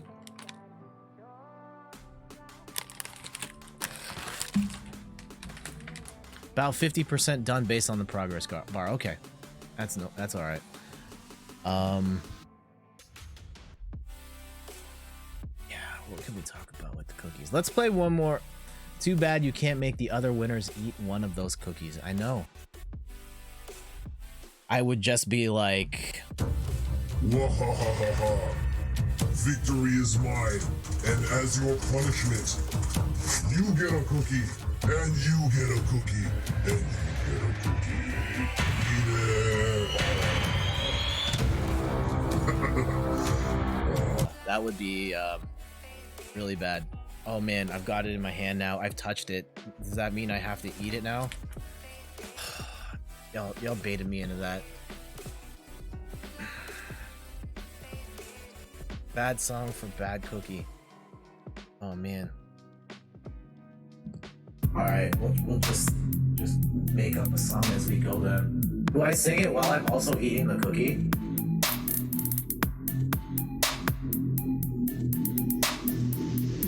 Hey yo. I went to the store, and what I got was so much more. I got these cookies, they're Chips Ahoy, and what else they had? Oh boy, I wasn't ready for the Sour Patch Kids, and now I've eaten too much, and it feels like I'm doing a bid in the penitentiary of Bad Flavor Town, and now in my tummy they go down.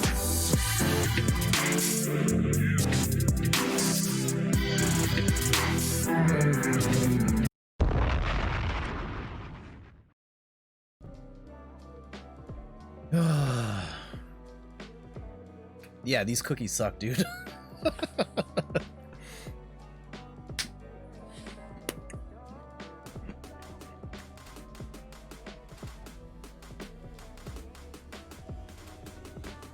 Alright, while Ian sets up, let's play one more game of Tetris. 3, 2, 1's in the chat.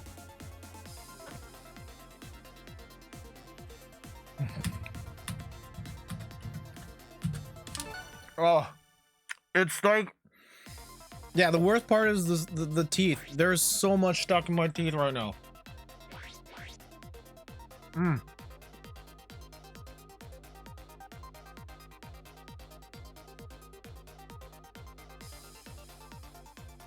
All right.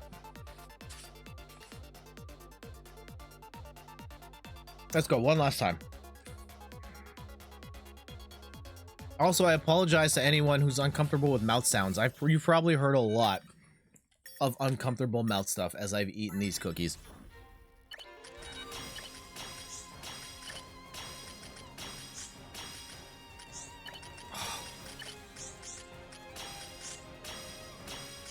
It's bad, the sensation of having stuff stuck in your teeth. Have you had any situations where you were, like, after the fact you found out you had stuff stuck in your teeth? I think it was like at an award show a year or so ago where one of the Jonas Brothers was performing on stage and he had salad stuck in his teeth and you could see it as he was performing. Has anything like that happened to you? Jet, I can't believe I'm being forced to eat these cookies.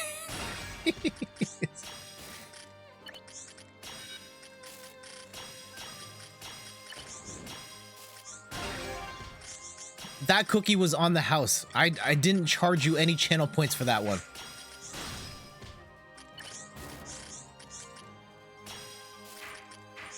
Yeah, Jetty eats cookie and so.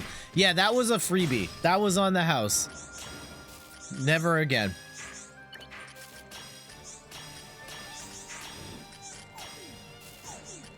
I had already taken it out to do that whole devil bit and felt very I know it's just me and Steph here, but oh, ow, oh, I might need to go see the dentist sooner than I thought. That hurt. You know that sensation when, like, you have like that tooth pain because it feels like something's eating away at your tooth? Oh, that's happening to me right now. No, never again takes another bite. No. Ow. I wonder if that's the part where, like, I chip my tooth. Man, what a story. They will make a documentary about this stream, about the time where me, Jet, with a broken tooth, overcoming the pain from a broken tooth and having to eat disgusting cookies overcame the odds and still won 4 Tetris 99 matches. The stuff of legend right there.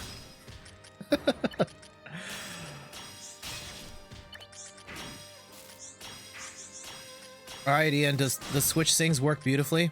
You got your mic configured and the timing's all great? Gonna be 5, yes! That's the attitude I want to see.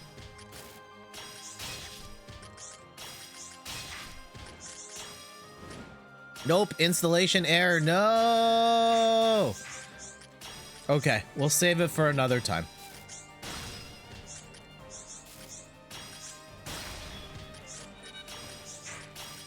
One of these days, though, we'll get you on Twitch Sings.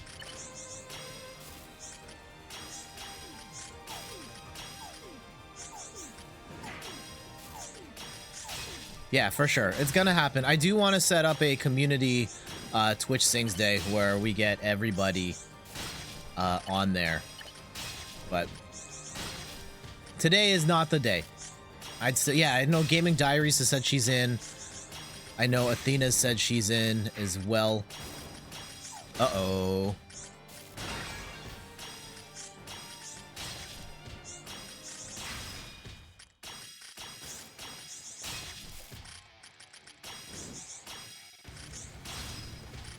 Uh-oh.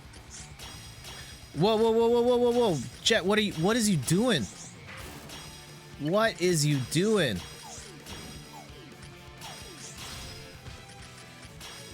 I made some massive errors there. I don't think I'm gonna recover from this, TBH. Okay. Okay. Yeah, we're dead.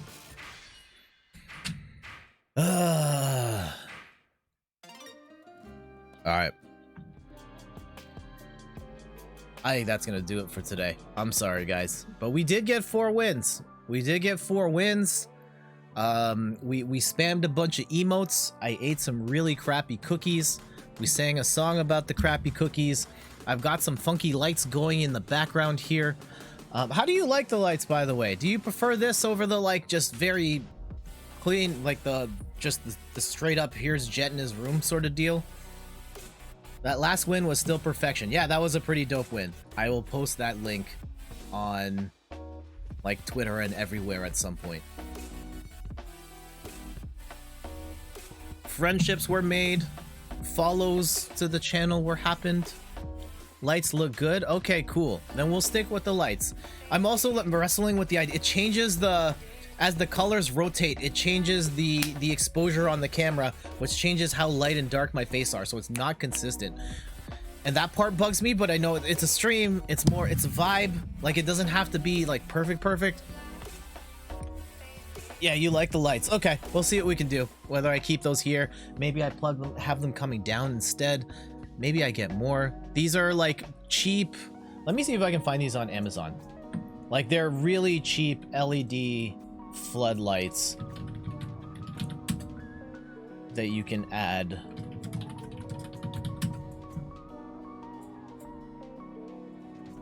Or RGB floodlights. Hold on. RGB, not LED. Okay, it's something like this. It might actually be these. I think this is actually it. So yeah, this is an Amazon.com link. I'm not even going to use my Amazon affiliate link here. Like, here it is, just straight up. This gives me the RGBs. There's the lamp there. It looks like it went up in price a bit. But yeah, 30 bucks. And it colors like this. It would be more dramatic in a room. Like, here, let's go.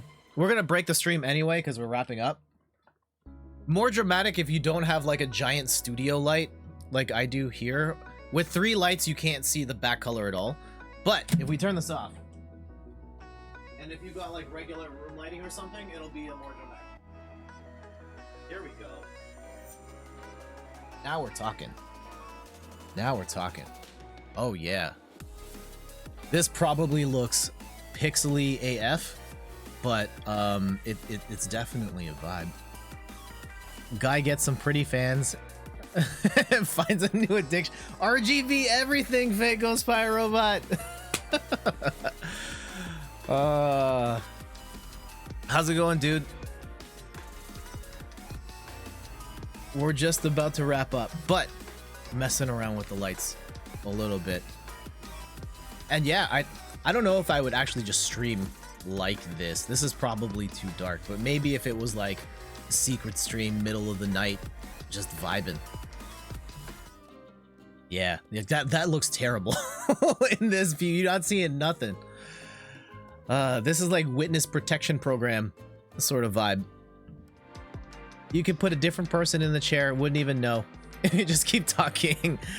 Oh, I have, if I use like this voice here, like, yeah, witness protection would be, let's see if this works. Something like this, and I'm just talking in a different voice, and I'm just like babbling on, and yeah, you'd have no idea it was me. Not too bad, just popping in. Well, thank you for dropping in, Fake Ghost Spy Robot. I think I need, like, if I had a... Here, let me see if I can do this.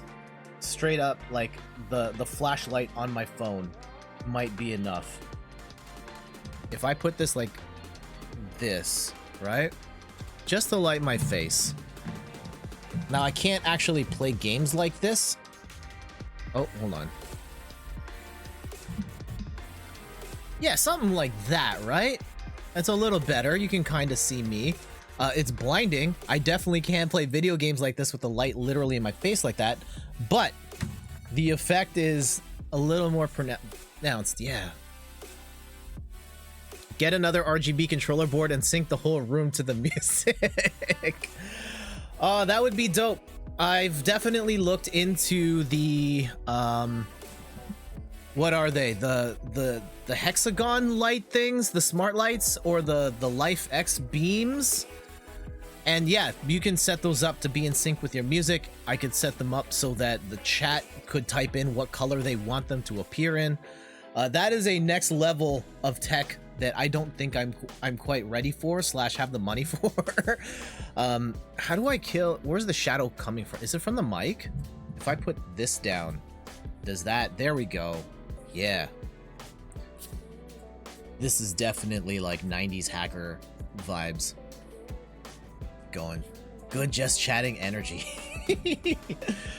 What if I do the singing thing? What does this look like? We already got the colors going in the back, and we Kick that on.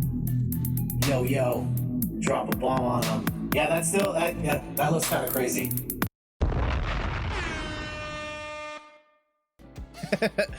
hacker voice, I'm in. I think I could do I have anything? Yeah, this would be, no, this Definitely not. Do I have anything like hacker voice? I apologize if I'm blowing out your ears in advance. when I do this type of stuff. Does this sound like a hackery voice? All hack time. Oh, this one's gonna be way too loud. Hold on, let me put the volume down on that. Again, I'm fixing this on the fly. I don't actually know if this. How about this voice? I'm going to hack your computers and steal your pictures, your racy photos. All the food, all those lunches you ate, I will have pictures of all of them. Something like that, right? Yeah, see, Sombra, is that you?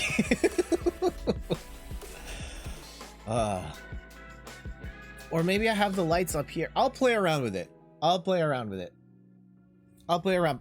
the vibe though. It's definitely a vibe. And yeah, if I can get, I think the dream setup would be have these going and have like a small light here just to kill the shadow under my chin. Snorlax looks so chill in this lighting. Yeah, look at him right there. Oof, that's dope. Set that to music.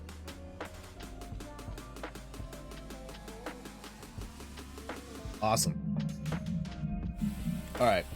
I think that's going to do it for today. Thank you guys all for hanging out. Thank you, Adventure Rules, Switch to Decaf, Fake Ghost Spire Robot, Arjun, Player 2 Start, SR Ghost 003, Good Tamwa, Pete 111, Killer Bay 74, everybody that dropped by, everyone that supported.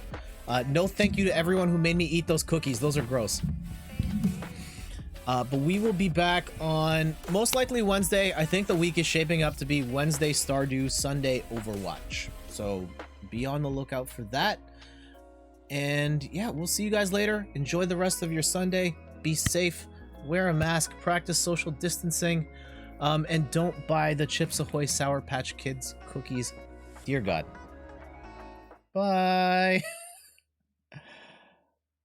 Message you about Overwatch. Will do, Des.